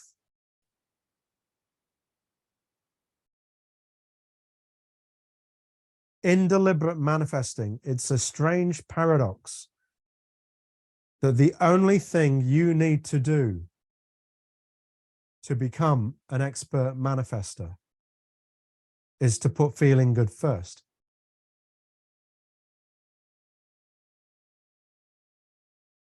But then the question gets asked, if that's all I have to do, why do you have all these other methods? Well, the truth is that all those other methods you're going to learn anyway as you follow feeling good. You'll naturally see how they all fit in. So putting feeling good first is the only thing you need to do. Everything else is optional. But the paradox is you'll learn everything else as well in just putting feeling good first. So as an apprentice, the number one thing to do above everything else is build this habit, feeling good. Because there is nothing mysterious about feeling good. It is just a habit. It's like any other habit. The more you practice it, the better you'll feel, the better you'll get. You don't have to do any fancy stuff. You don't have to learn any great theoretical framework for happiness. Just find something to be happy about and keep being happy about it every day. And your life will gradually change. Manifesting is really easy if you do it this way.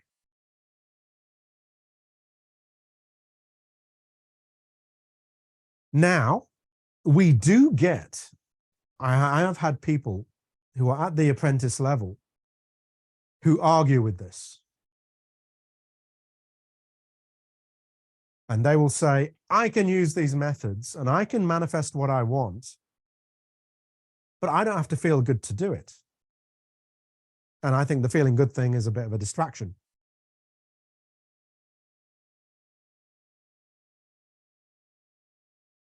Okay, they're welcome to say that. And yes, I agree with them.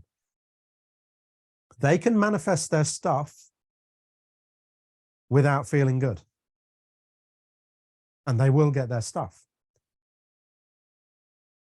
Here's the problem. It's exactly like the person on the desert island with the $1 million in notes that has nowhere to spend it. It wasn't about the $1 million. It was about the emotion you would get from having the $1 million. So you can manifest without feeling good and you'll get the form. It is possible. Many, many people do this. But when the form comes, it won't have feeling good infused in it. So you see this happening again and again with relationships. The internet seems full of people trying to manifest specific people into their lives,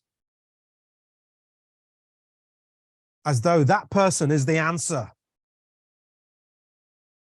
But that's the fixation on form.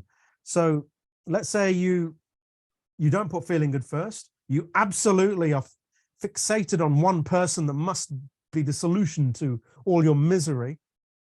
And you eventually end up perhaps in a relationship with that person, and now you're miserable. Whereas if you had put feeling good first, and from that place of feeling good, perhaps you would have had other inspirations that would have led you in a different direction, that then would have led to you being in a relationship and feeling good with it. So those people, yes, you can manifest without emotion. You can manifest without having to go to the trouble of feeling good. Will you be happy? No. For a period of time, you might think you have what you want, just like the person on the desert island. They will experience the joy of seeing $1 million in notes in the chest until they look around where they are and realize it wasn't about the $1 million. So everything you want in your life is because you want to feel good. And ignoring the emotional component is the height of, let me say it, stupidity in deliberate manifesting. Why would you ignore the most important thing, which is you want the emotion behind the manifestations? You don't actually want the manifestations. You don't want the $1 million. You want what the $1 million would bring you. You don't want the empty relationship. You want the happy relationship.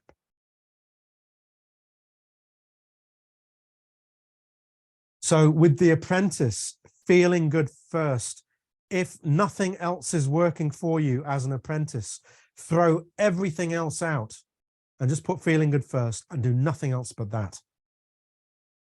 And once it starts to become clear that nothing else matters more than putting feeling good first, the funny thing is, everything else in the manifesting lab will start to make sense, because it's all based on this anyway, because this is the easiest way to get your stuff for a lifetime. What is the point of learning a method to manifest a new red car? Why not learn a method that will manifest anything in your life forever? And that's what feeling good does for you. It's foolhardy to ignore. So as an apprentice, this is your number one focus. If things are not working for you, this is all you do until it's so ingrained within you that you can't stop feeling good. And that's the point at which everything changes anyway.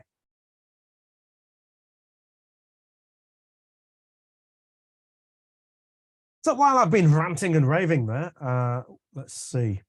Somebody said, I think it ties in well with a key point that one has to put I think it ties in well with a key point that one has to put aside the so-called common sense and build the habit of relying on inner guidance, which equals feeling good, rather than the physical evidence of what we see around us. Yeah.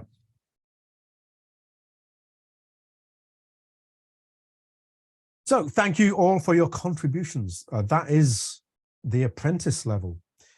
The apprentice level is when you commit. Remember, it's all about commitment at this level now. Commit to one thing if it's not working for you. Feeling good. And from there, you can use the Avalanche 3 process to start bringing in other behaviors, perhaps other methods in the manifesting lab you might find useful.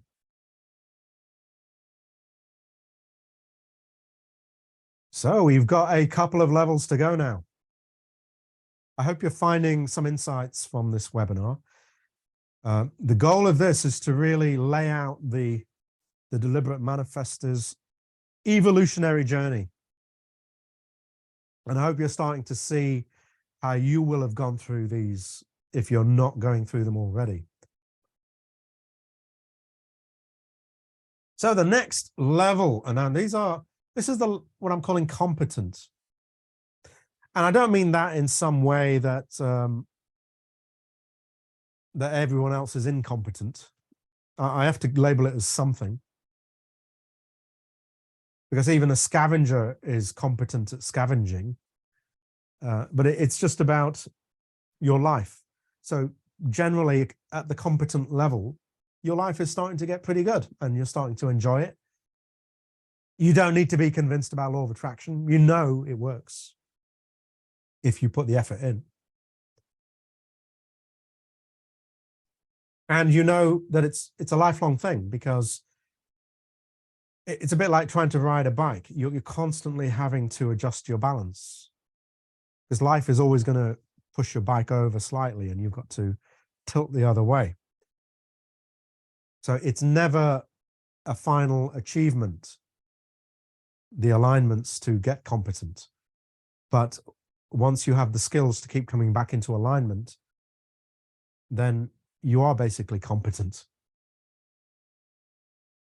So let's have a look and see what level 4 is.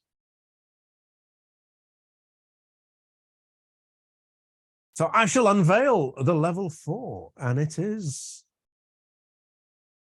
the creator. So we've gone from the believer who's not even sure there is such a thing as a law of attraction, to now people who definitely can create their own reality consciously. Absolutely no doubt whatsoever. They can do this repeatedly. They are competent at doing this. If something isn't right in their life, they can make it right. The underlying question for the creator that I notice coming up again and again is, how do I deal with this situation? Let me explain why that is the question that comes up. Because the attributes of the creator are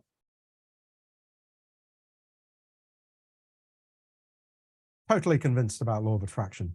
Nothing needs to be said. They see it work in their own lives. They see when they get lined up, they get focused, stuff happens. And when they don't get lined up, other stuff happens that they don't want to happen. So they know it's there. They know the value of practice. They know the value of study. If they practice and they study, they get better. Who would have thought it? You practice something, you get better. Strange, but somehow that does work. And they can certainly manifest deliberately. No doubt whatsoever. And if you are on the creator level, you absolutely will have loads and loads of evidence.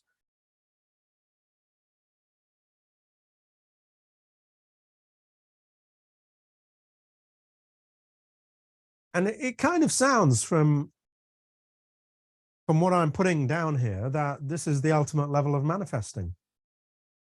And so why is there a level 5? Because surely the creator is it. But I'm going to suggest, and I don't want anyone to take any offense here, if you are a creator and you think you've nailed it, I'm going to suggest that there is something else that you want to look at.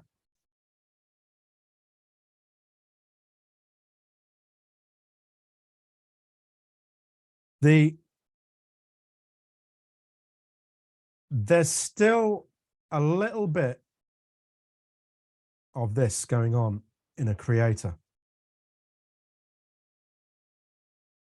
And we're all friends here. I'm going to talk honestly to you. And I don't exclude myself from any of this, by the way. But there is still an underlying wish to live a perfect life.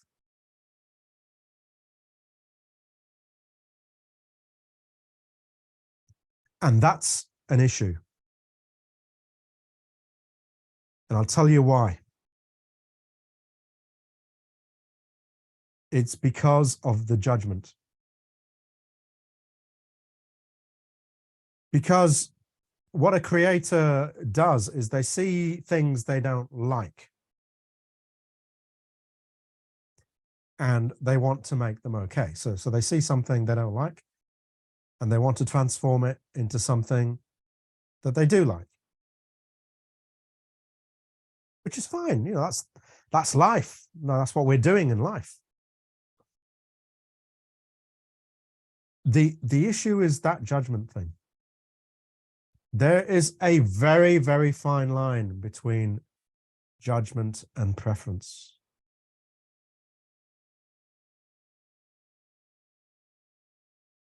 This is the great trap of the creator. If you judge something as good and you want that in your life, you are automatically judging the opposite of it to be bad.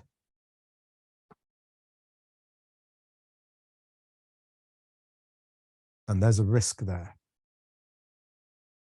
because that then leads to a conditional life, and perhaps you're not even aware of it. It might be lurking below the surface. And so this need to have this perfect life so that conditions are okay is what drives that question. How do I deal with this situation? Because creators, something comes up that isn't right. The approach is, right, I'm going to fix it. And absolutely fine. I have no problem with that. I want to fix stuff if I don't like it. But it's such a fine line there. You know, I have to emphasize, and it's not a line that is obvious to anyone except the person holding the attitude. If you have a preference for something to be better, that's fine. You're then going with the flow of the universe. If you have a judgment that this is wrong and I'm going to make it right, you are setting yourself up for an endless life of trying to fix those conditions.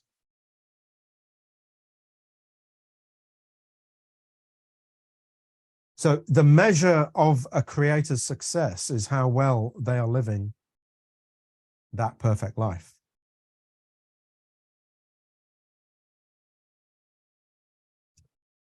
We got someone saying, yes, and the quest for a perfect life makes me too focused on cleaning up stuff, which by some obscure law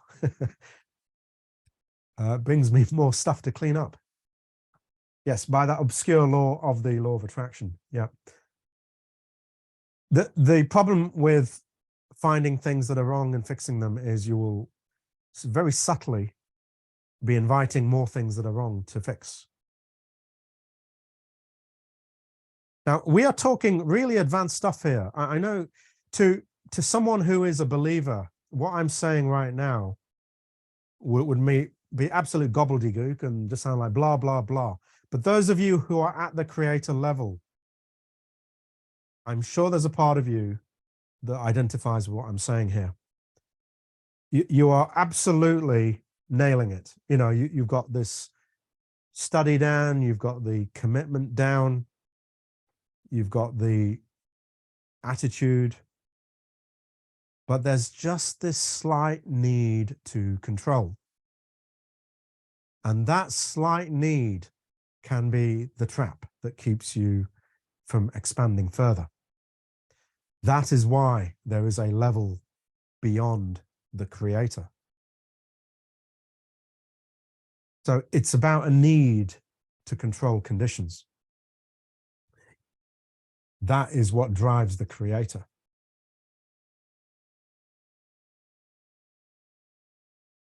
So anyone who's been through the creator level or even beyond, if you've got any advice you wish to share, please feel free to do so. So somebody is saying, how do we find this line between where to clean it up and where to just let it be?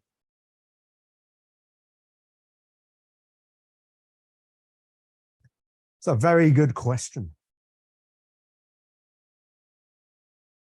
Because it's not something that I can prescribe to you. You'll know, if you're at the creator level, you'll be very tuned into your emotions. And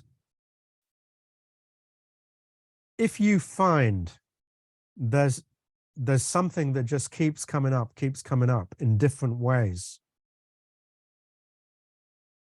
it could keep coming up because you have a judgment about that thing. As soon as you have a judgment about that thing, the universe brings you more of it, because what you're actually focused on with that judgment is not the thing, but the absence of it. Because you're saying, I don't want that thing more than I want it. It's like the focus is slightly more on, I don't like this rather than I like something else. It is a very subtle little point. And I can only speak about this from having been through years of this. That's why I can confidently say that the creator is not the final stage, because there is still this element of control. So how do you find the line? Well, I would, to some extent, well, in fact, I'm trying not to say too much at this point, because level 5 is where we really move into those sorts of ideas. So if I don't answer your question fully in level 5, bring it up again, and I will try and relate it to that. So I'm trying not to jump ahead too much. I'm just trying to focus on the creator. Now, someone is saying, I try outside of the time that I do my vibrational work not to think, because thinking inevitably brings absence. But it's not easy because we're so addicted to thinking. Yes, true enough. Now, someone else is saying, okay, so let's note down a few of these things here.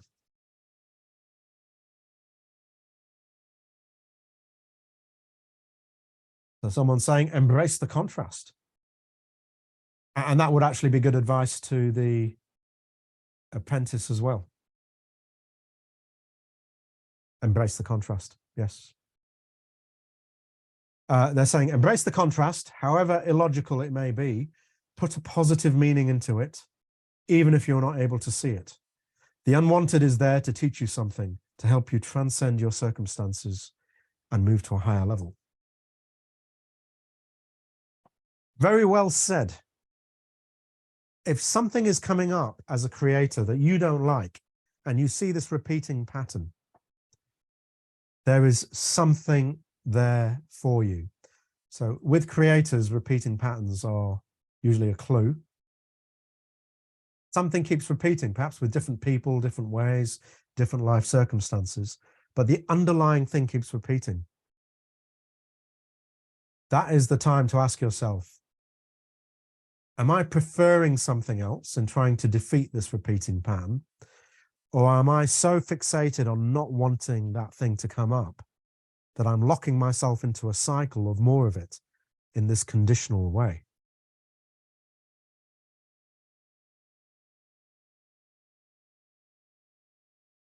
One of the ways to get out of this sort of need to control is, and I found this highly effective, is not to let anything get to a point where it needs control. So there is a webinar called The 17-Second Life. And I do live this way, I really do. So if you, in that webinar, it talks about how if you never let anything get going, then there's nothing really for you to judge. There's nothing for you to feel bad about because you've never let anything get going. You're always focused in the right place, which is putting feeling good before the need to control any condition to make yourself feel better.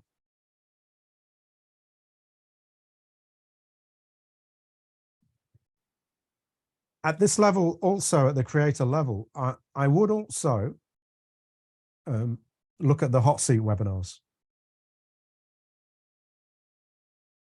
in some detail. I know it kind of looks like the hot seat is just where people come and complain and then we try and fix their stuff. But there's a lot of stuff in those hot seat webinars where little nuggets of information.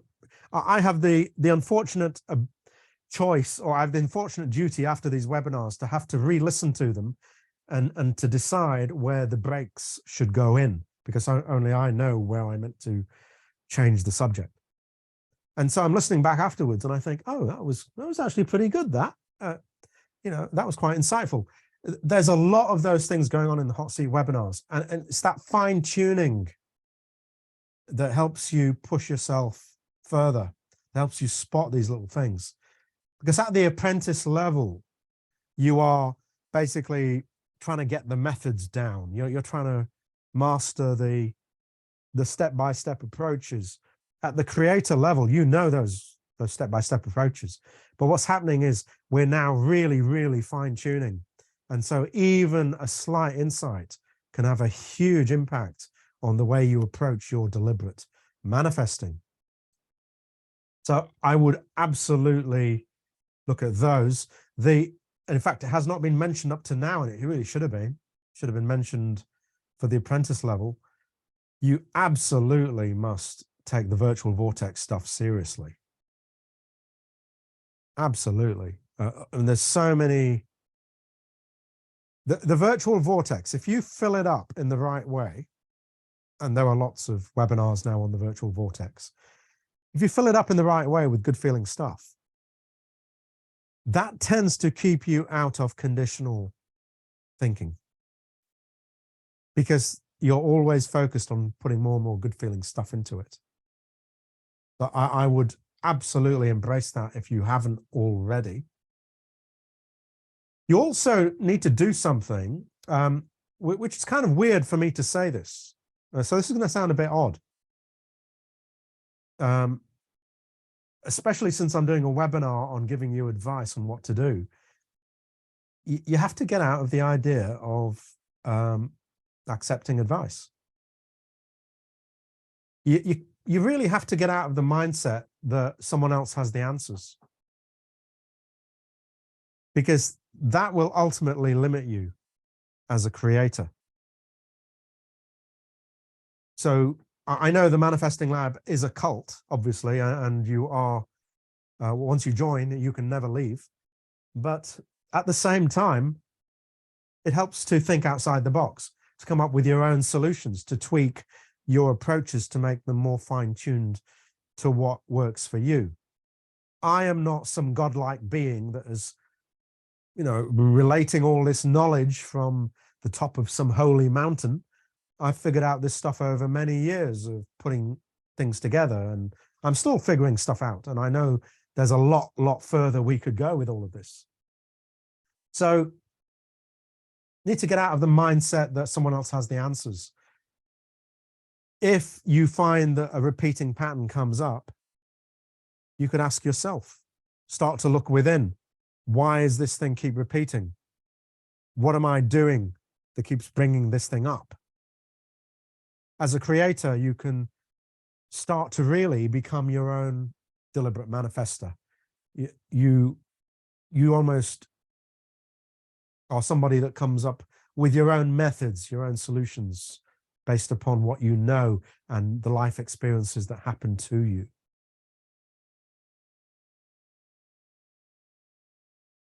So we got somebody saying, at this stage, it is helpful to remember that this 3D reality is just an illusion. We are vibrational in nature.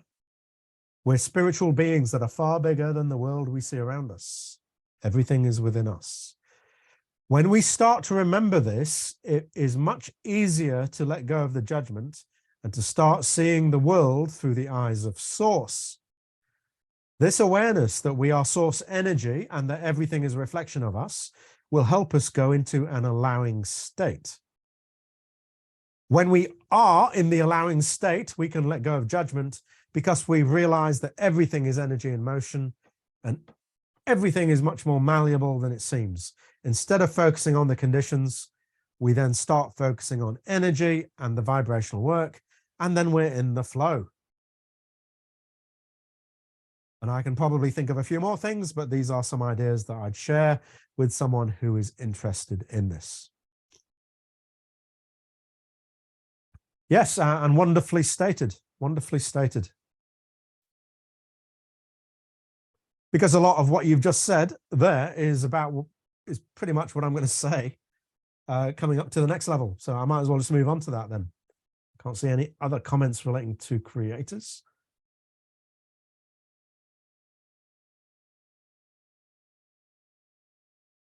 So the next level, and it does seem to me to be the ultimate level of deliberate manifesting.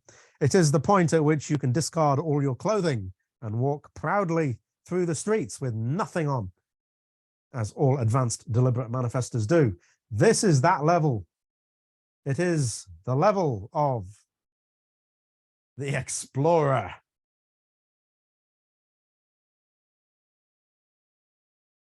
And perhaps the underlying attitude behind the explorer is, let's see what's out there.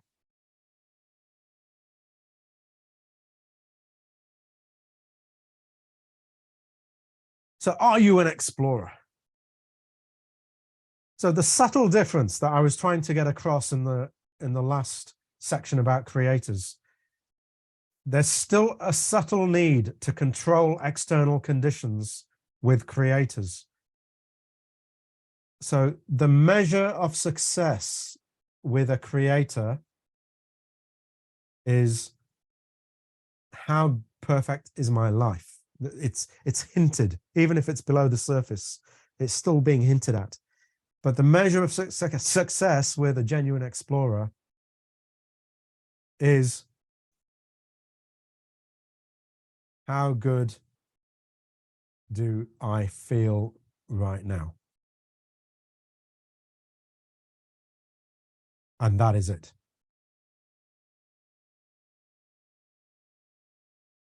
There was somebody who was asking a question about, how do you know the difference between judgment and preference? Well, if your attitude as you flow your way through life is, how good do I feel right now? That is going to take care of itself. Because whatever happens, you don't really care. You're just looking for allowing the energy flow. You're okay with how things are. It doesn't matter what's manifesting around you. It's about the experience. So at the level of the explorer, experiences matter more than the stuff. It's all about experiences.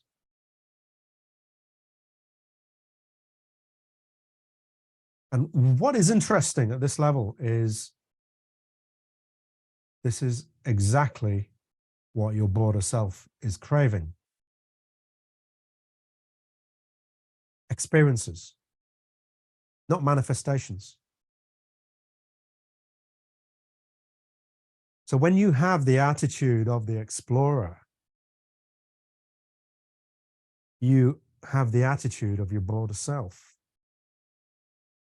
And that is a powerful, powerful place to be.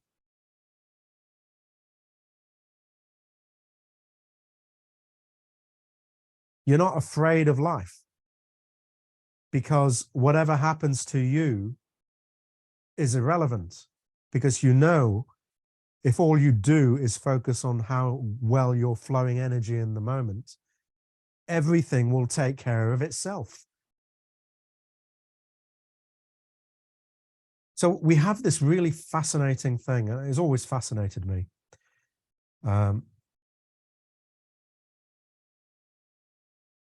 I spoke about this in a webinar a long time ago. I've forgotten which webinar it is.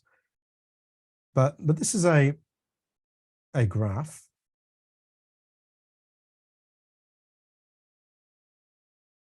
Not terribly well drawn, but let's say this is your skill as a deliberate manifester. And this is the complexity of your life. And what happens when you are a believer and a scavenger?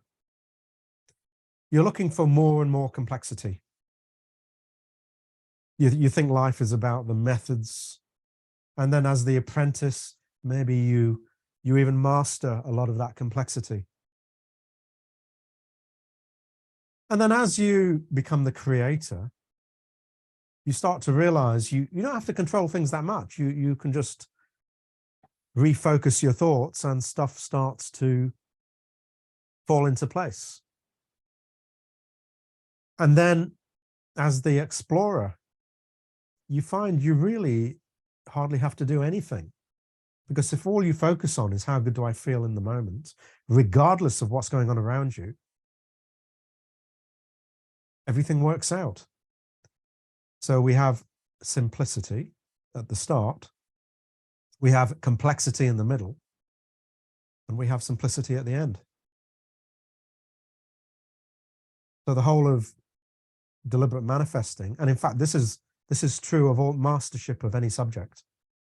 You go through a period where you know you don't know anything, you learn all the stuff, then you internalize all the stuff, and basically you've internalized it to the extent that you don't know anything again, because there's nothing for you to know, because you are the knowledge. You are just a walking embodiment of it.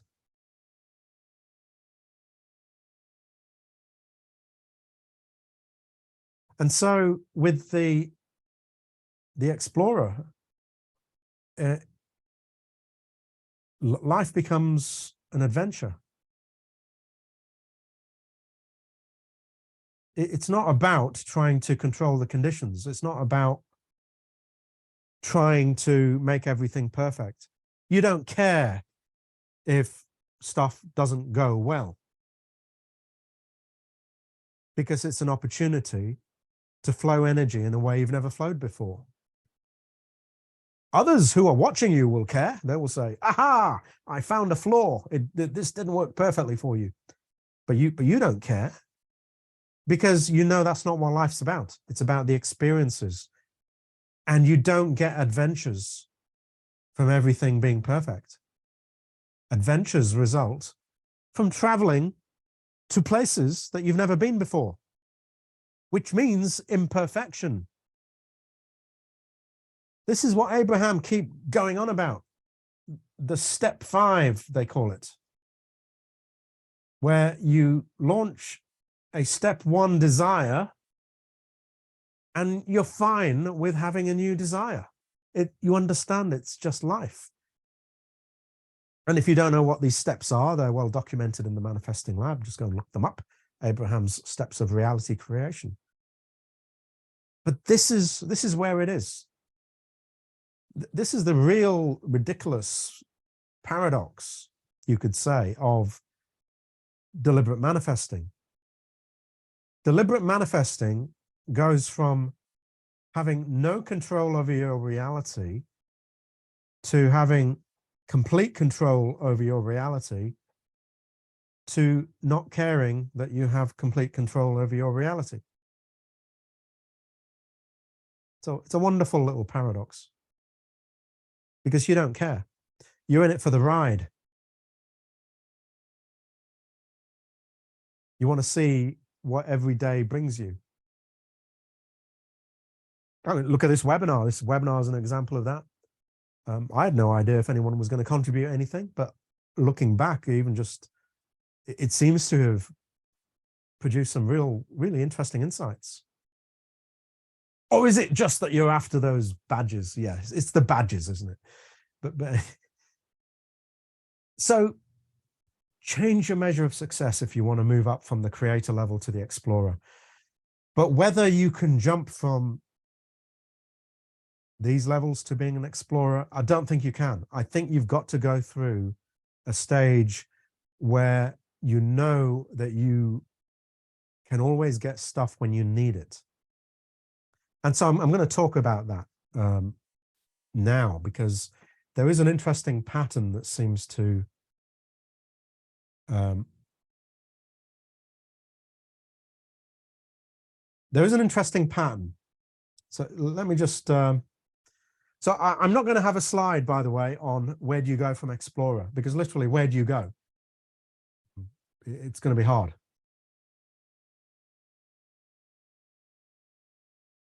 But I do want to look at the interplay between all those stages.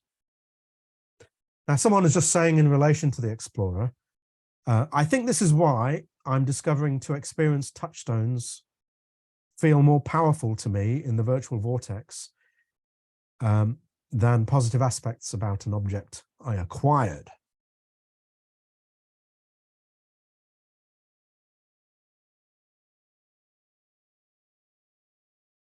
Right, I suspect that comment was in relation to something I was saying when I wasn't looking at the screen, but I'm sure if you, I'm sure that sentence makes sense in relation to something that was said earlier. But perhaps you're meaning that the touchstones. I don't know. I don't know. I shall leave it. I shall leave it there. They've added a bit more. They're saying it's about experiences mattering more than the stuff. Yes, I heartily agree with you. When you look back over your life, and I challenge anyone to do this, does the stuff that mattered to you, was it about the stuff, or was it the experiences that the stuff brought you? Because, for example, I can think of the new red car kind of thing. Am I thinking about the new red car when I look back?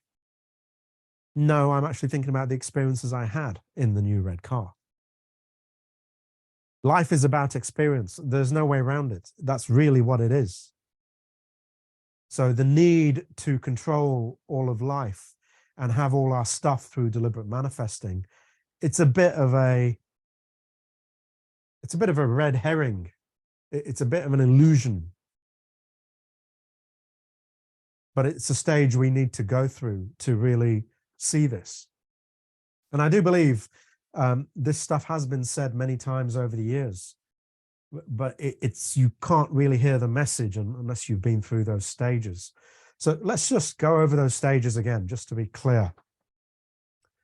So level 1 was the believer.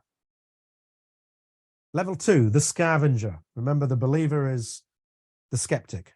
Not willing to commit, but not willing to say they don't believe either. The scavenger is kind of believe it, but looking for the shortcut, as though there is a shortcut that everyone's missed. Level 3 is where you start to get committed. You become the apprentice. You're going to take the stuff seriously. The funny thing is, as you start to take it seriously, things start to get worse before they get better. And so you wonder why you ever started taking it seriously, and you usually end up giving up. Then we get to the creator. For those who push their way forwards from the apprentice level, they will eventually become a creator. There's no way to avoid it.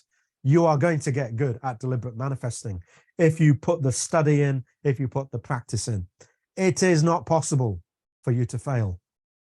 This is a well-worn path. All you've got to do is put your feet on the footsteps that are laid out in front of you. And certainly the manifesting lab, I've tried to make it as clear as possible where to put your feet. And if you're still not clear where to put your feet, please ask. I shall tell you where you can stick your feet. And level 5, we got the explorer. So what I want to point out here then, there is this interesting other thing going on here. Because the apprentice is where all hell breaks loose. So this is where you're most likely to encounter resistance, because you're trying to shift beliefs you've been carrying around for a long time, but you haven't gone through all that stuff yet to become a creator. So there is this fascinating oscillation going from believer to apprentice. I see this happen even with manifesting lab people. There's people who come and go over the years. So they'll come, they'll commit for a while, they'll have an all hell breaking loose experience, they'll say it's all nonsense, they'll leave. Then a few years later, they'll come back and go through the whole thing. It's that believer apprentice oscillation. And on the way, a bit of scavenging here and there, Doesn't hurt, does it? Buy a few more courses, a few more books, because the secret's out there. It's just that there's a world conspiracy to stop you seeing it. That's what it is. So you do this oscillation between believer to apprentice. Now, what I've noticed is once you've crossed this point of all hell breaking loose, now you're committed. You're in this level down here. And I've noticed that you'll tend to oscillate again. Because life is never standing still. So you'll oscillate again, but this time you'll oscillate from explorer to apprentice. So there'll be times when you're in the flow, absolutely nailing it. Everything's perfect. And then life being what it is, goes up to the next level. And suddenly you feel like you're an apprentice again. You have to build up those routines. You have to commit even more to getting stuff back under control. You're certainly not going to go to believer level or scavenger level, because you know if you put in the effort, you'll get the results.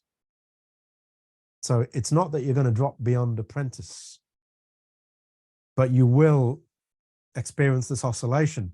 So apprentice, get those structures set up again, get through the all hell breaking loose that you might have accidentally triggered. Creator, where you're still got a hint of controlling conditions, and then you're back in the flow as the explorer. If you truly are the explorer, you don't mind going back to the apprentice level. It's just part of the nature of life. But it does seem to oscillate. So after whatever, 2.5 hours or more of me talking, I can now tell you where the manifesting lab is and why it's there.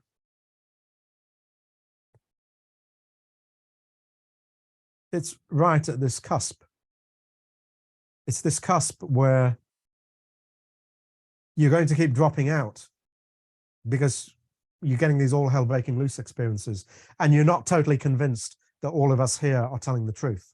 We must be making it up because your life is so bad. And so you'll end up leaving, and that's fine. Leave. And then one day you may rejoin because you'll realize we were telling you the truth after all, and rejoin. That's fine. No problem, because that's what the manifesting lab primarily is here to help you with. Because once you've gone to creator and explorer, you don't need the manifesting lab. You can do this for yourself, but you might find it helpful to get more insights by engaging with other people that have reached these levels. But you don't need this place. If you were on the desert island, you would manifest yourself off the desert island without needing to join the manifesting lab. So really, the manifesting lab is aimed primarily at the apprentice, helping you make that transition from apprentice to creator. Because once you've made that transition, it's only a matter of time when you hang around with deliberate manifestors that you're going to become an explorer anyway, because you're going to have enough stuff. When you've had enough stuff, you'll realize it's not about the stuff, it's about the experiences. But that's an unbelievable thing to say to a believer. But hopefully, if you have endured the whole of this webinar up to now, you'll see that that's the supreme insight, that it was never about the stuff. It was never about manifesting. It was just about you being who you are.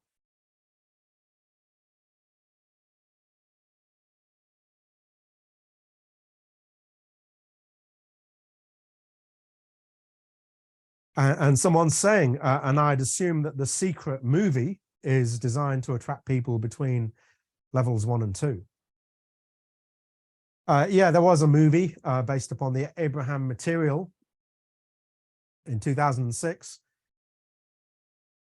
which then proceeded to edit Abraham out of the movie, called The Secret. Yes.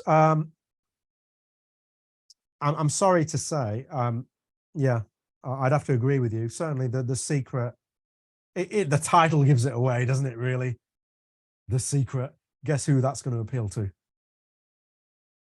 You don't need me to even point that out. Yes, it's looking for the quick fix. But if there was a quick fix, everyone would be using it, and then it wouldn't be anything secret. It would just be normal. Like any skill, it takes time and study to get good at anything. And this part of your life called deliberate manifesting is no different. But the difference is that this part of your life called deliberate manifesting affects every other part of your life. So it is the most important part of your life. And really, if there's anything to master, it's this stuff, because this makes you then eventually a master of anything else you want to master. So I would advise all of you to take your studies seriously and to take your vibrational work seriously and reap the rewards of that level of commitment, because it will come. Your rewards will come. Even if right now you are lower down on the levels, you're not always going to be there. If you put the practice in, you'll just move up. You'll start to understand all the different levels for yourself. So I think that's all I have to say on this topic. And I've tried to make it, as I said, friendly to newcomers of the Manifesting Lab. What I am going to do is, if you have joined the Manifesting Lab, I'm going to point you towards this video, so at least you get an overview of where manifesting fits in relation to where you've come from and where you're going to, and whether you want to make the commitment to go to those next levels. I can't see any reason you wouldn't, because why wouldn't you want to live a happy life? I don't know, but maybe you don't. So what we've done here in this collaborative webinar, and thank you to all of those collaborating, we have actually highlighted all the steps involved in deliberate manifesting. This webinar was called Manifesting Step by Step. And maybe you were expecting me and perhaps to say, this is what you do on day 1, and this is what you do on day 2 and day 3. And initially, that's what I was going to do in this webinar. I was going to make it that at that level. But then it occurred to me, as I had this insight regarding the levels, that there's a bigger thing going on here, which is to give you the strategy, to give you an overview that I've never really given you before. Because you can join the Manifesting Lab and you just think you're supposed to do what everyone else is doing. But really, you're not. You have to look at where you are. And from where you are, you now know where you have to go to reach the next level. And it may not be what other people are doing. But I hope this has given you some theory, some understanding as to what those next levels are. So someone's saying, for me, deliberate manifesting ideas are no longer a tool. They are a way of life. Sometimes I'm wondering how people can live their lives without practicing this stuff. You are not the only one that wonders that. Yeah, I don't know how people even exist on this planet these days without knowing this stuff. It's a mystery to me, a complete mystery, but somehow they're existing. Yes, it's a way of life. There is no manifesting and another category called other stuff. It's just life. Deliberate manifesting is a way of life. How I'm flowing energy in the moment is all that matters. So someone's saying, thank you, excellent webinar, very interesting and helpful. Yes, you're very welcome. So, ladies and gentlemen, I don't really have much else to say. And that person's saying, I do so many processes automatically. It's true. It's a way of life. Yeah. So I don't have anything else to say. We have highlighted something that I've never seen highlighted before anywhere else. We've highlighted all the steps that you are either going to go through to become someone who is totally self-directed, totally unafraid of life, totally embracing adventure. These are the steps I believe you have to go through. I've shown you how the Manifesting Lab fits in to those steps. I've shown you the steps you have probably come from to reach the level that you're at. And collectively, we've given you some advice. So I hope you found this webinar useful. I think it has been a case that the sum of the parts is greater than the whole. If I had just come out with these ideas myself, I would have missed a load of stuff, which you who are chasing the badges, obviously, have contributed. And I shall be granting badges over the next few days. So please bear with me. It might take a little while to see who's eligible and who isn't, but you will get them in the end. Thank you all for attending. This is the path to everything you want in life. Walk the path. Until next time, bye for now.